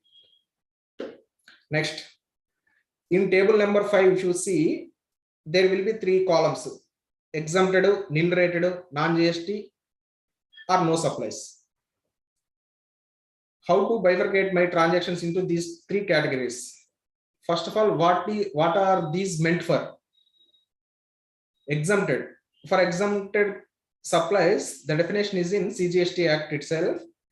The supplies which are exempted under section 11 of the CGST Act by way of notification number 12/2017, all those transactions will fall under exempted category. Then what is nil rated? Non-GST or no supplies. For this, there is no definition in CGST Act, but we can understand in a way that nil rated means, if you see notification number 11/2017, rate notification, you find tax rate as nil for 2-3 transactions, like supply of land in case of construction of apartments, and supporting services in agriculture industry. Though for those services, you find nil as a rate of tax in rate notification. Those transactions you can keep under nil rated. Next to non-GST. Non-GST supplies, like supplies but which are kept out of the purview of GST, like liquor, petrol, natural gas. Those supplies you can consider as non-GST supplies. Next to no supplies. The transactions which are not to be considered as supplies at all, like dividends, profit from the other joint ventures, sale of land, high C sales, that schedule 3 transactions, all those you can keep under no supplies. So usually you face these practical challenges while filling table number 4 and 5. I hope you got the issues. Next, we'll go to table 10 and 11. Now, what is the table 10 and 11 meant for? Supplies made during the financial year, but tax liability paid in the subsequent financial year up to September. It is mentioned, the heading is mentioned as up to September 21. But what happened in my case? I supplied during financial year 2021, but I tax discharged in October 21. That is next financial year after September, where I should disclose this transaction. There is no specific table. So there is no clarity given by the department for these transactions till now. Better, you have 2 options. You can disclose it in table 4 itself or table 10. If you disclose it in table 10, there won't be much issues. The only problem is the heading is mentioned is up to September, but you disclose the transaction which is paid after September. That's the only issue you have if you disclose it in table 10. But if you disclose it in table 4, you will encounter an error in table 9, that is payable versus paid.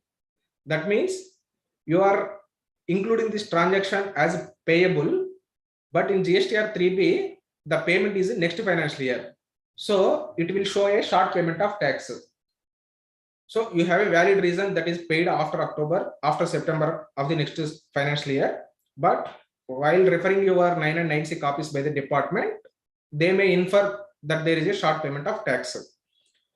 So you have 2 options, table 4 and table 10. Better, my choice is disclose it in table 10 itself. Next, credit notes amendments relating to exempted supplies. So what you say, table 10 and 11 is meant for supplies. If supply made in 2021 and if you made any adjustments by way of credit notes or amendments in financial year 21-22 up to September, you disclose it in table 10 and 11. I have both taxable and exempted supplies. I made changes in next financial year for both taxable and exempted by way of credit notes and amendments. For taxable, there will be no issue. You disclose it in table 10 and 11. But for coming to exempted supplies, if there is any credit notes or amendments in the subsequent financial year, don't disclose it in table 10 and 11. You disclose in table 5 itself by netting off. Because if you take that credit notes or amendments impact in table 10 and 11, you will encounter an error in table 7 of Gstr 9C, which is for reconciliation of the taxable turnover. It takes table 7 of Gstr 9C takes table 4 plus 10 minus 11 as per Gstr 9. So the adjustments you have made in exempted supplies also included in Gstr 9 when you take 4 plus 10 minus 11. But that reconciliation is only for taxable turnover, table 7. So you will encounter an error with a difference. The difference is nothing but adjustments made in subsequent financial year relating to 10 and 11. If you disclose those transactions in table 10 and 11. So that's the reason why you disclose such adjustments in table 5 itself. Don't take into table 10 and 11. Next, credit or debit notes issued in the next financial year, accounted in the next financial year, relating to supplies made in the current financial year. The original supply was made in current financial year, but I have issued a credit note in the subsequent financial year and accounted the same in next financial year only, where I should disclose this transaction. As per the notes, guiding notes and the heading of 10 and 11, whatever the supplies you disclosed in table 4, if you issue any credit notes or amendments, you disclose it in table 10 and 11. Don't forget about accounting, in which year you made it accounted. So since the original supply was made in financial year 2021, if you issue any credit note, debit note subsequently, you disclose it in table 10 and 11 only. So for credit notes, usually in all the industries, this adjustment is common. That's the reason why in Gstr 9C, one column is provided. 5E of Gstr 9C. Credit notes issued after the end of the financial year, but reflected in the annual return. So due to these type of transactions, you may get an error in 9C. So you can adjust it, that error in here in table 5E. As the same case, debit notes issued in next financial year, accounted in next financial year, relating to the supply made in current financial year. For this, there is no specific column in Gstr 9C. For adjusting, you can adjust those transactions in any other adjustments, 5O column. So these are the turnover tables in Gstr 9C, 4, 5, 10, and 11. While filling these tables, you can take few options. 4I, J, K, L relating to credit notes amendments. You no need to fill. You can directly net it off the respective supplies in table number 4 itself. In the same way, 5H, I, J, K credit notes or amendments relating to exempted supplies. You need not to disclose it separately. You can net it off with respective turnovers in table number 5. Usually, when you can net it off with respective supply, you will have the proper data. Then what's the need of these options? So anyway, though it is not required to disclose, but you should net it off these transactions with the respective supplies in table number 4. Next, coming to table number 9.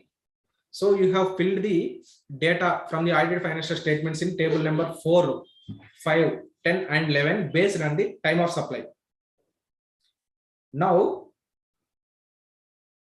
coming to Gstr 9, the reconciliation between payable, whatever the liability you have shown as payable in Gstr 9 in table number 4 will be reconciled with the tax actually paid in Gstr 3B during the financial year. So usually there will be differences. The major reasons would be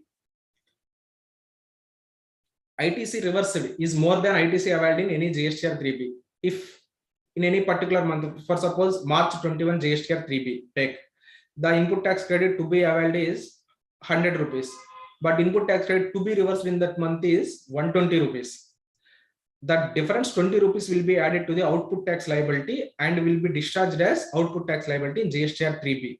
The same, that 20 rupees will be included in paid column of table 9. But it won't be in payable column. That means excess payment of tax. There will difference excess payment of tax. You need to mention the reasons for that difference in your workings.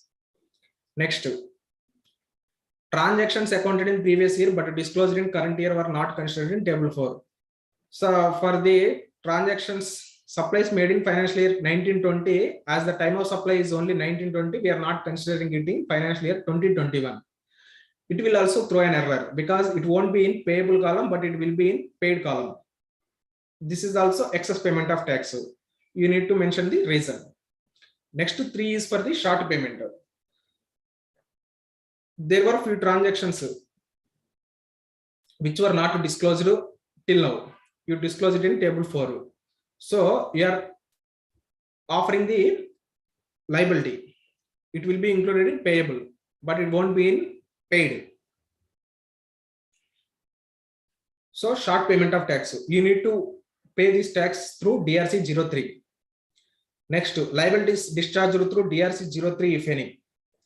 So before filing GST annual return, the department people issued one show cause notice and we have paid the liability through DRC 03.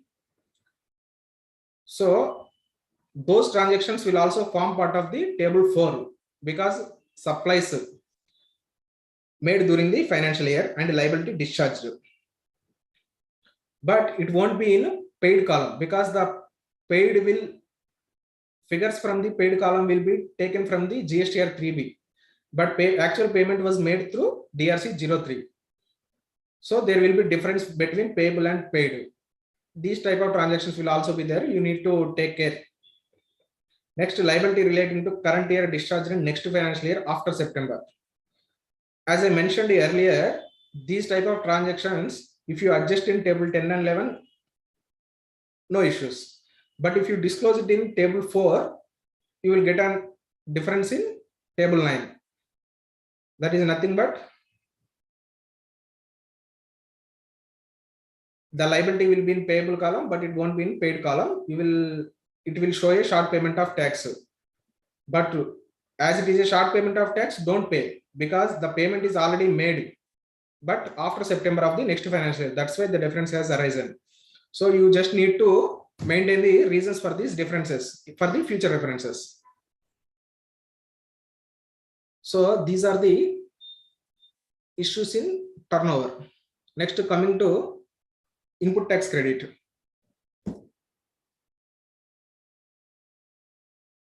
As in the case of turnover, there won't be much difficulties in input tax credit. The only thing, the input tax credit tables in GST 9 and 9C are like this: table 6, 7, 12, 30 in GST 9, table 12 of GST 9C. Table 6 and 7 is asking only the breakup of input tax credit you have availed. It is nothing reconciliation. This is nothing related to reconciliation. It is just asking you have availed 100 rupees, boss. You just give a breakup, whether it is an input tax credit relating to input service or capital goods, or whether it is a reverse charge, or whether it is the import of goods like this. It is asking only breakup. You need to provide only breakup. Next, table 12 and 13 is like table 10 and 11. Table 10 and 11 is for the turnover. Table 12 and 13 is for the input tax credit. If you have accounted input tax credit in 2021, but you made the adjustments in 21-22, you disclose the same in table number 12 and 13. This is the copy of table 6 and 7 I have provided here. While filling the input tax credit columns, you may face these issues. First, do I need to give breakup for the wrongly availed ITC? So total input tax I have availed is 100 rupees in GSTR 3B, but in that eligible credit is only 80. 20 rupees I have wrongly availed. Do I need to provide breakup now? So no need to provide any breakup. You have two options here also. You can provide a breakup as an input straight away, and you disclose that difference in table 12 of GSTR 9C and reverse through DRC 03, one option. Otherwise, you disclose it in table 6 itself. Don't give breakup for those transactions, and add the difference to the payable in table 9. Along with output tax, you add the input tax credit reversals also. Then there will be difference in payable versus paid. That is short payment of tax. You discharge that short paid tax through DRC 03. Previously, in when GSTR 9C is to be certified by the auditor, clients want that GSTR 9C audit report should be clean. So they want any differences in GSTR 9C. In that time, at that time, you can disclose it in GSTR 9. But now both are 9 and 9C are to be certified by the client only. So they can disclose it in table 12 of GSTR 9C. That will be the better option. Next, can I avail ITC or can I reverse ITC? No, GSTR 9C is GSTR, as per GSTR 9 and 9C, you can't avail any ITC, but you can reverse ITC. Next, input tax credit netted off with credit notes and availed in GSTR 3B.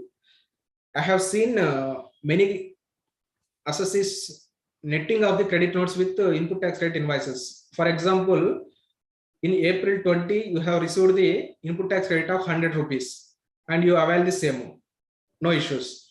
But in May 21, you have received a credit, you have received the same input tax credit of 100 rupees. Again, along with the input tax credit, you also received a credit note in respect of the supplies made in April. So I have received a credit note from your supplier. The ITC post is 20 rupees. So 100 rupees invoice, credit and invoices, 20 rupees I need to reverse as per credit note. So total net credit 80 rupees. Everyone is doing this net adjustment in books of accounts itself and availing net ITC of 80 rupees straight away in all other ITC column. But as per written format, you should avail the credit whatever you need to, and you should reverse the same. That means you should have availed the 100 rupees credit and you should reverse the 20 rupees credit in by showing separately in GSTR 3B. Then also your net ITC will be 80 rupees only. But in future, why I am saying in future, department may infer that boss, you have to avail 100 rupees credit in May 21, but in GSTR 3B, if I see you have availed only 80 rupees, you didn't avail 20 rupees credit last two. In the same way, you have credit note ITC to be reversed in month of May 21, but you didn't reverse in GSTR 3B as per my records. So reverse it now. So total 40 rupees impact would be there. You can make these adjustments in GSTR 9 now. So at the time of department audit or any show cause notices, we can defend with the proper documentation.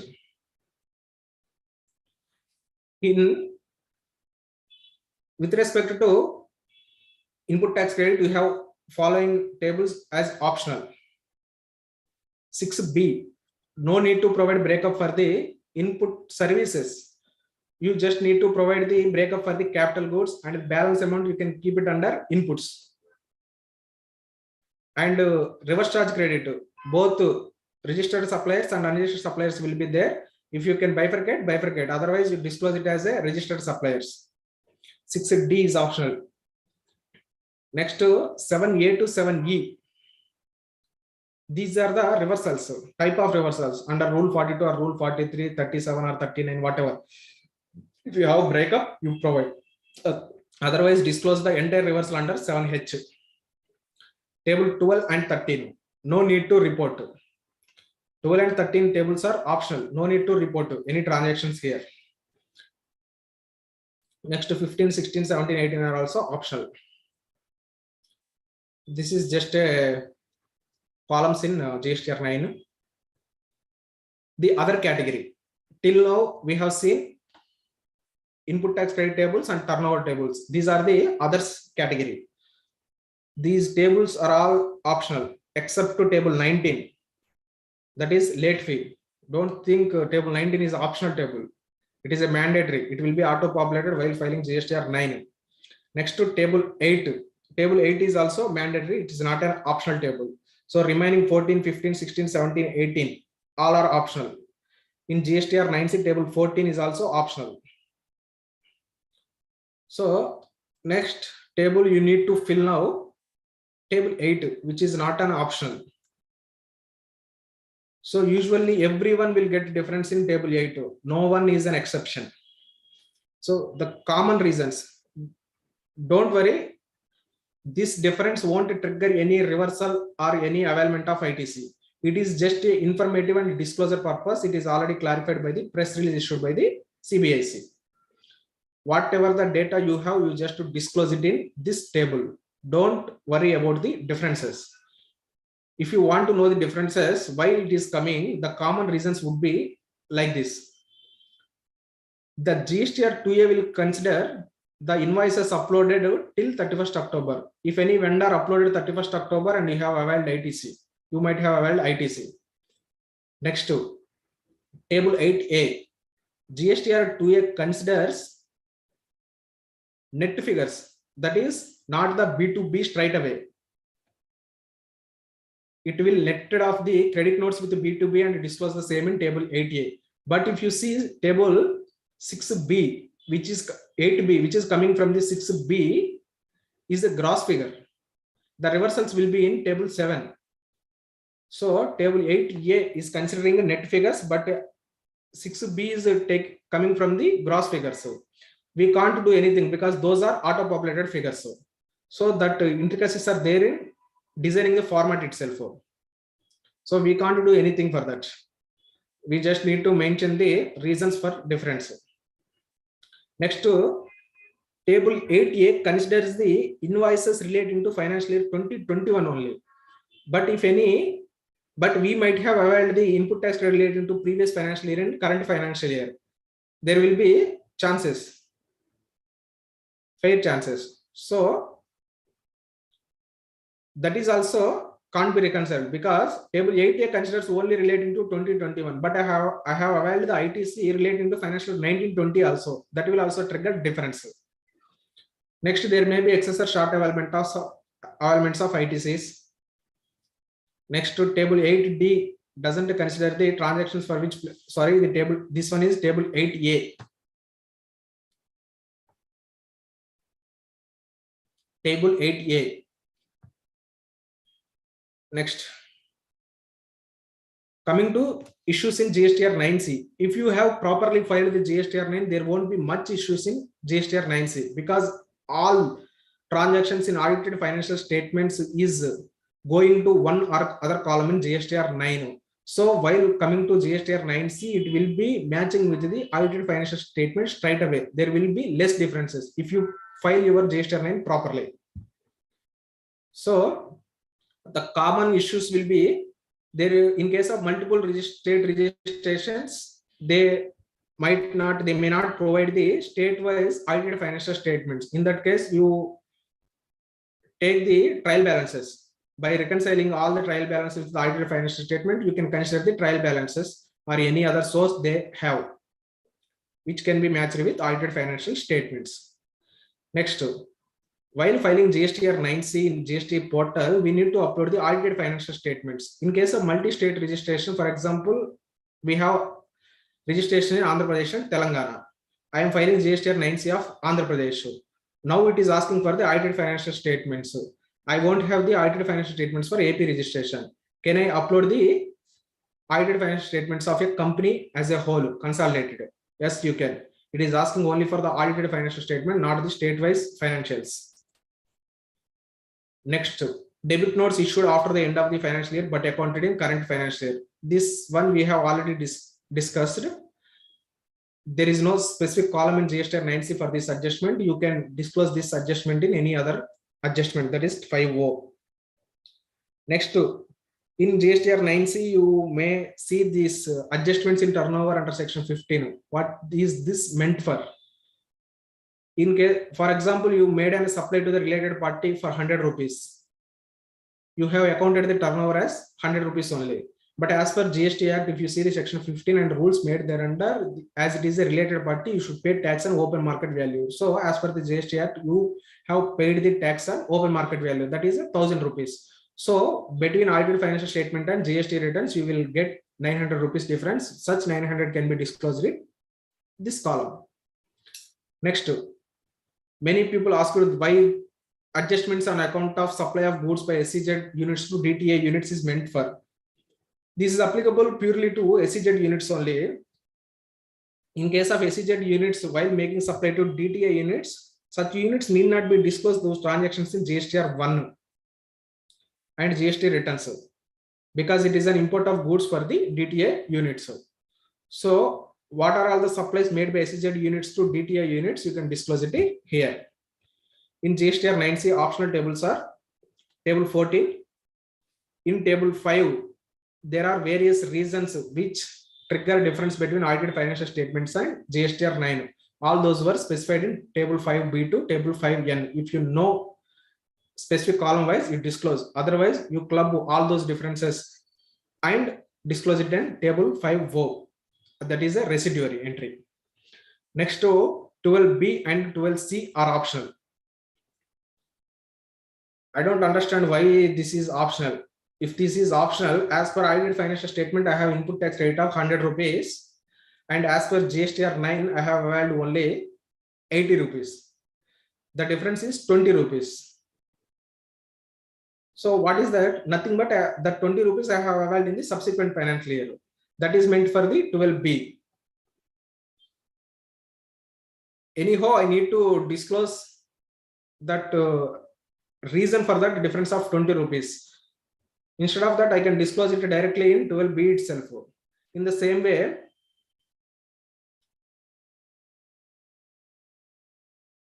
as per audited financial statement, 80 rupees, as per GSTR 9, 100 rupees, that there is an excess availment of 20 rupees. That means I have availed the ITC relating to previous financial year in this current financial year. So you need to provide that reason in 12B, sorry. Otherwise, it will show the excess availment of ITC and the department may demand the reversal of ITC. Anyhow, the 12B and 12C are coming as a reasons in table 13. So we can disclose it directly in 12B. And I mean to say there is nothing useful. These 12B and 12C are optional tables. And one more thing, recently many people had asked me, sir, GSTR 9C offline utility is not yet updated. Still it is showing part B, that is the auditor comments and auditor certification. Boss, it is a single offline utility for the financial year 17, 18, 18, 19, 19, 20, 2021. So it is a macro enabled offline utility. It will change as per the financial year. First, we go and select the financial year 2021. The part B will be removed automatically. If you select 17, 18, 18, 19, and 19, 20, it will remain and you need to provide certification. These are all the issues in GSTR 9C. Next, suggested reconciliation. You need to do, if you can do all these reconciliations for the better filing of GSTR 9 and 9C, error-free filing of GSTR 9 and 9C. So let's come to practical issues. First, 3B versus 1 doesn't match. Best approach. You have disclosed a transaction GSTR 1 but not paid in GSTR 3B. What I need to do? Consider the correct one. That means I already mentioned you consider only payment. where the payment is made or not. If payment is made, consider in table 4. If payment is not made, consider it as additional liability. If payment is made in subsequent financial year, disclose it in table 10 and 11. You consider only time of supply and payment for the turnover tables. Next, how can I upload Gstr 9, online or offline?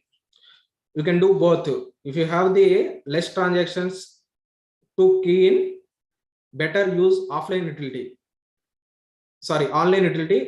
directly. And you have multiple data to key in, better use offline utility. Next, sales invoice dated 20th December 2018, missed to report, where to disclose the additional liability and pay tax. Table 4. If you have any invoices not yet disclosed, disclose it in table 4 and pay through DRC 03. Next, how to avail the missed out credit. Gstr 9 is not providing any opportunity to avail the missed out credits. You just need to disclose the lapsed credit in table 12 of Gstr 9C. Can I reverse the ineligible ITC availed in Gstr 9? We have already seen you can reverse and you need to reverse. Next, do I disclose ITC of financial year 17-18 claimed in 18-19 Gstr 9? You read financial year 17-18 18-19 as a 20-21, 19-20 and 20-21. Do I disclose ITC of financial year 19-20 claimed in financial year 2021 in Gstr 9? In respect of input tax credit, you purely go by books of accounts. If you disclose, if it is accounted in financial year 2021, disclose it. Otherwise, don't disclose. What is the impact of liability or credit of financial year 17-18 claimed in financial year 18-19? Impact of, what is the impact of liability or credit of financial year 17-18 claimed in financial year 18-19? You have the table number 12 and 13 to disclose those transactions. Can I issue self invoice for RCM of 18-19 now? While filing GST or 9 of financial year 2021, you are paying the reverse charge liability. Can you avail input tax credit now? Yes, by raising a self invoice now, you can avail the input tax credit.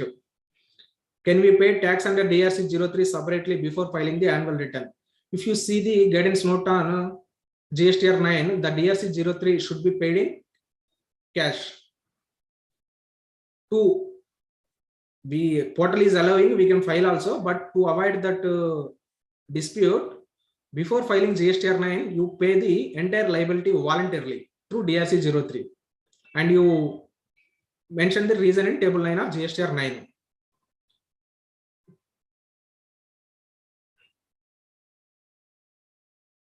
No time limit for debit note. Can I raise now and pass ITC? At the time of filing GST R9, I come to know that debit note needs to be issued, but I didn't issue. Can I issue now? Yes, you can issue. Can the recipient can avail input tax credit now? Yes. Finance Act 2020 has made amendments towards this. You need to consider the date of debit note for availing input tax credit, not the original invoice date. Next, not disclosed sale of land, electricity supply in GSTR, but in P&L. What to do? You can disclose these transactions as exempted, nil-rated, or non-GST supply category. That is transactions which are form part of P&L, but nowhere in relation to tax payment. You disclose those transactions in table 5 in respective column. GSTR 2A is showing the ITC, but I did not receive goods or services. You cannot avail input tax credit. You need to reverse. You need to receive the goods and services to avail input tax credit. GSTR 2A is only a subsidiary evidence. It's not the primary to avail input tax credit. Where to disclose financial credit notes in GSTR 9? In GSTR 9, there is no column for the financial credit notes, but in GSTR 9C, they have provided there is a separate column for financial credit notes. You disclose it there. Can we file GSTR 9 if the difference in table 8D is negative? I already mentioned the difference in table 8D is just informative, nothing to do with the availment or reversals of input tax credits. Whether DSC is needed for filing GSTR 9. If filing monthly returns, it is needed. For filing 9 also, it is needed. However, during the COVID times, now also it is, we can file through one-time verification code as for the purpose of, as it is a COVID time. Thank you for your patience listening. If any queries, you can ask now.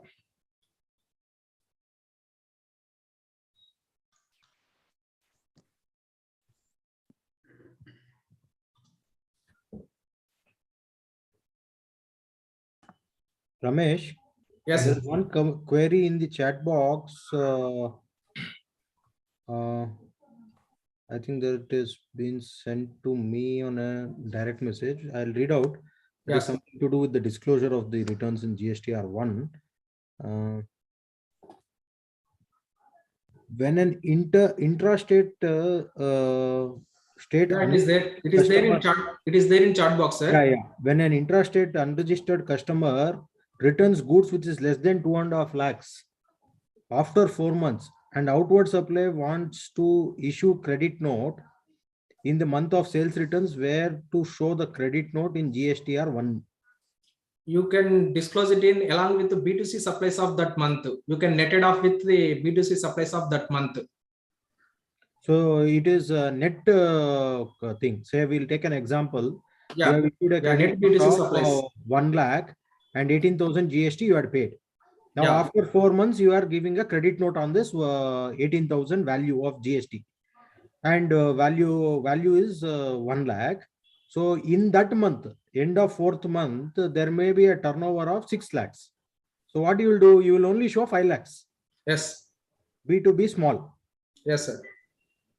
So that is the disclosure which is required. I think Mr. Murali Krishna, this answers your question. Ramesh, was there any relaxation which was given for filing monthly returns during 1920 because of COVID? No. There was an extension of due dates only. There is no relaxations for filing monthly returns. Yeah, that only I think so. Mr. Ramnath has a question. It is talking about inverted duty structure. So in the inverted duty structure, the inputs which is pertaining to services is not eligible. Interim, there was a decision of VKC Footwear where they told that you will be eligible, and later it was been reversed. So thereby any services which has been there in terms of an inverted duty structure, that gets accumulated, but you can use it for any supply of goods or services as the case may be, but you will not be able to get the refund of it. So Mr. Ramnath, I think that answers your query. There is another query which has been asked by Mr. Anant P. Pandit. So he is referring to a scenario which I showed in my slide, where I told that in Rajasthan, the ITC, my GSTN of Rajasthan is used, but it has come to Maharashtra, or vice versa. Rajasthan it has come and not in Maharashtra. So he is asking whether I can take the credit in Maharashtra instead of Rajasthan, because it is appearing in its GSTR 2A. So actually, for taking the credit, not only appearing in 2A, you should have received that goods in that premises. Because you have not fulfilled the condition, you will not be eligible to take the credit there. When you come to Rajasthan, where you have actually got the goods, because it is not there in the 2A, it could be disputed. As I told, for that particular period, you can go ahead and take the credit. But the only challenge is that if you are identifying that today, when you are in February, the due date for taking the credit, if it is for the financial year 2021 was already expired on 20th of October. So thereby it becomes a time bar and you will not be eligible to take the credit. So these are all the things which you need to sanitize, you need to scrutinize well ahead of time before 30th of September. So I think that answers your question, Mr. Anand.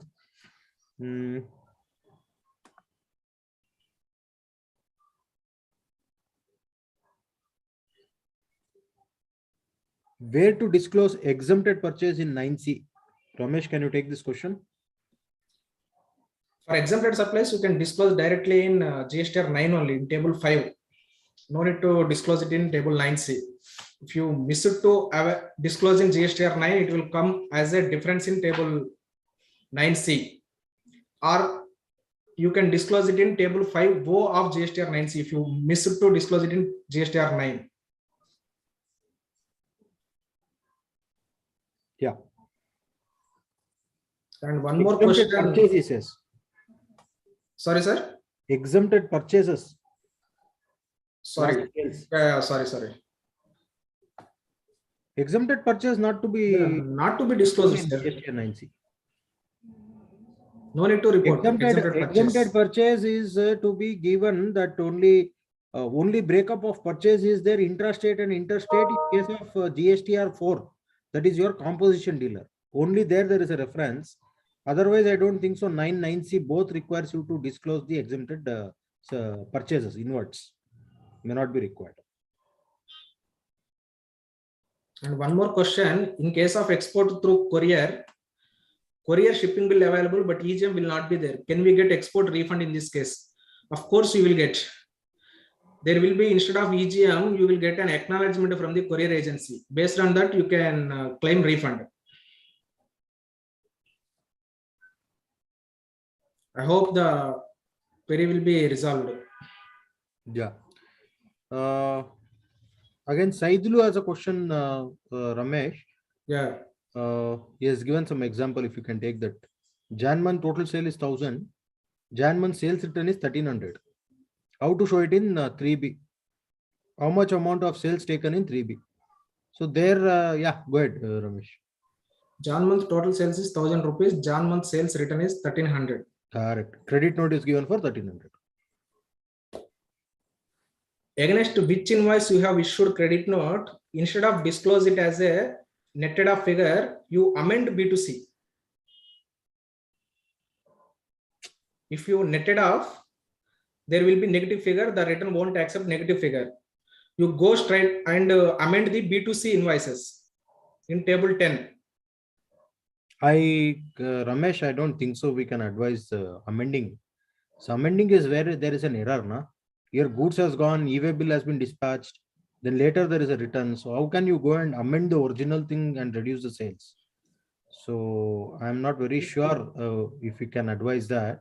Yeah, so instead best of way that, is to do is that postpone the 300 rupees to the next month. You can adjust that balance 300 in the next month. Show 0 in that month of January, and in the next of February, if you have 300 turnover, reduce it from that.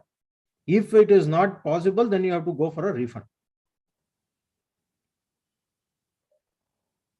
So Mr. Ramesh is asking, I'm asking about exempted purchase because client is asking 9Cs to be tallied with financial statements. So it has to be tallied only from turnover perspective, not from the purchase perspective. You don't have a purchase related table at all in 9C. So nothing to worry. It is only the turnover, taxable supplies, input tax credit reconciliation, other payments. So that is what I had showed in my slides. So don't worry about it. Maybe Mr. Ramesh is talking about table 14 of GSTR 9C. There the expenses in audited financials may be matching with 9C, table 14. Okay. Then you can answer that. So as of now, table 14 is optional, sir. But client is insisting it. That's the reason he's asking. 1 minute, sir. Although it's optional, client says, no, I don't want to take the option. You get it for me. So take your time, see that. No. You can disclose that exempted purchase in other miscellaneous expenses in table 14 and the input tax credit as 0. The expenses will be matched with audited financial statements and ITC will also be matched with audited financials. Perfect. Next is between 2A and 2B, which one to be considered for input tax credit from 1st of January 2022 in 3B? Should it be considered month to month or quarter to quarter? It is 2B, sir, not 2A. 2A, you get an amount only when it has been saved also, but you will get it on 2B only when it has been uploaded. So it has to be considered month on month or if your vendor is in QRMP scheme, that is quarterly returns monthly filing, you have to ask him to do an IFF. What is that IFF? Invoice furnishing facility. Invoice furnishing facility. He has to go and he has to upload. So if you are on a monthly basis, you have to do. But if you are quarterly returns monthly payment, then you have to look at a quarterly basis.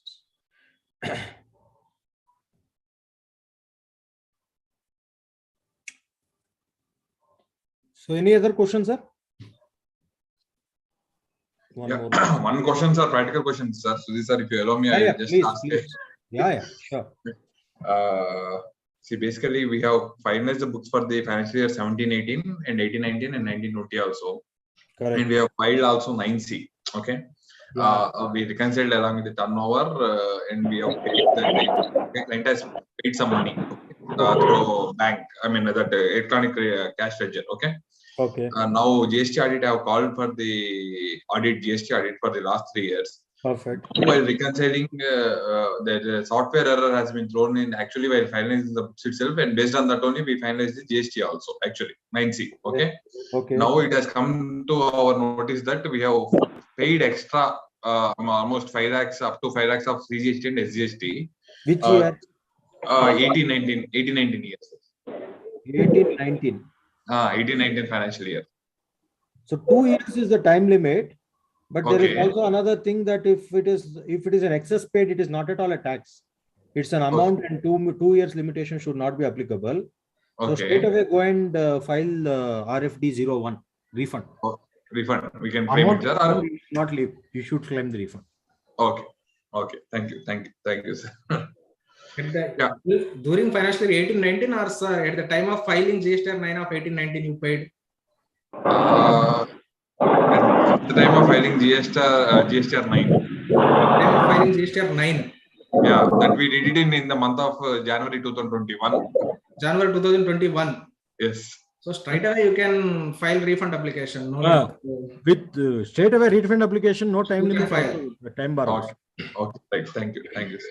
Within 2 years, no problem. Okay. Beyond 2 years, you have to litigate, but you will get. Go ahead for refund application. One more quick question, sir. That can be adjusted against this month. Payment or what they did is one more mistake. They have taken ineligible input also into their books, which we are supposed to reverse now. Okay. Can we? No, we can't do that. That we need to go for refund only, and this one we need to pay. Okay. Yeah. Okay. Right. Yeah, friends. If there are no more questions, I think the chat box, one more question has come in, sir, and you want to take it up? We'll go with that. Due to discount on sales by company, tax paid at the time of purchase lined in lakhs. Okay. In credit ledger can see, this is a common challenge. What is happening? I am getting goods from my vendor. So he is giving a credit note. 100 rupees is the purchase price, but he is giving a financial credit note. He is not giving a GST credit note. So originally 100 rupees, 18 rupees credit was there. Assume a scenario is giving 20 rupees of credit note. So my purchase price has been reduced to 80 rupees. Now I am working at a 5 rupees margin or 10 rupees margin. On 90 rupees, I am paying 18% GST. So what is the credit which I am having? It is on 100. What I am paying is on 90. See, 1 rupee 80 paisa is getting accumulated in my returns. Like that only, it's keep on going because every transaction is happening like this. So can I go for a refund of this amount which has been accumulated is a question which has been asked by Ramesh. So answer for that is that the refund can be claimed in only 2 scenarios. One is that when you are having a zero rated supplies or the exports, or when you are having an inverted duty structure. In this case, both are not happening. Thereby the refund is not possible.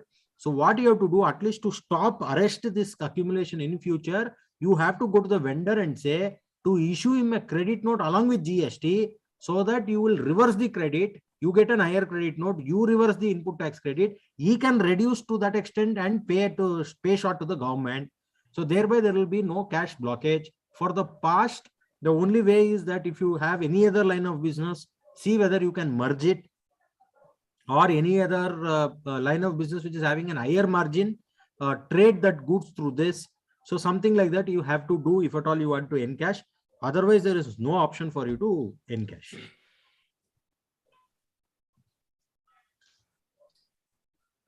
One more question. This will be the last, sir. You want? Because of news. Thank you, sir. And because of the new scheme, any refund of option for builders with huge credit balance, sir, in the construction sector? No. For inverted UST structure for services is not at all available. So construction, no, they are also not possible. Only two cases, sir. Exports, inverted UST structure. If it is not there, not eligible. So thank you all for patience listening. I think we have overshooted our time, and I thank the ICAI Vijayawada branch and the organizers managing committee for giving me a chance to be here and share my thoughts. Thank you all. Thank you, Ramesh, for supplementing my presentation. Thank you, sir. Yeah. Thank you, sir, Sudhir sir, and I also thank Ramesh Garu, both speakers for today's session. Sir, your presentation was very effective. In fact, both of you have presented in an effective manner, and the PPT also supplemented with the same. And of course, almost the way the questions were being asked by the members, they have a lot of doubts, and you almost clarified each and every doubt. I am sure participants have enjoyed your session. And value added, value addition was there through your session. And I'm sure the coming GST 990 session, within the time they'll be filing by the inputs being given by you. They'll keep in mind the vital aspects which are touched upon by you. I once again thank Sudhir Garu, Ramesh Garu for coming to on Vijayawada forum and such a short notice. Thank you, sir, once again, and many more sessions to go, sir. As I mentioned earlier, we look forward for your support. Support in future also for the upcoming committee also. Okay. With these thoughts, I also thank all the participants who have shown interest in Vijayawada branch and have joined us for today's virtual CP seminar. Many more sessions like these are being planned. Since it is being, tax sites are within the corner. For the next 1 week, we haven't planned any sessions, and we'll come with the new topics after February 15th. Okay, so that's it from our side. Till then, stay home, stay safe, stay healthy. Have a happy GST audit and tax side. Okay, thank you, Sudhir Garu, once again. Thank you, Ramesh Garu. Okay. Thank you all. Bye. Bye.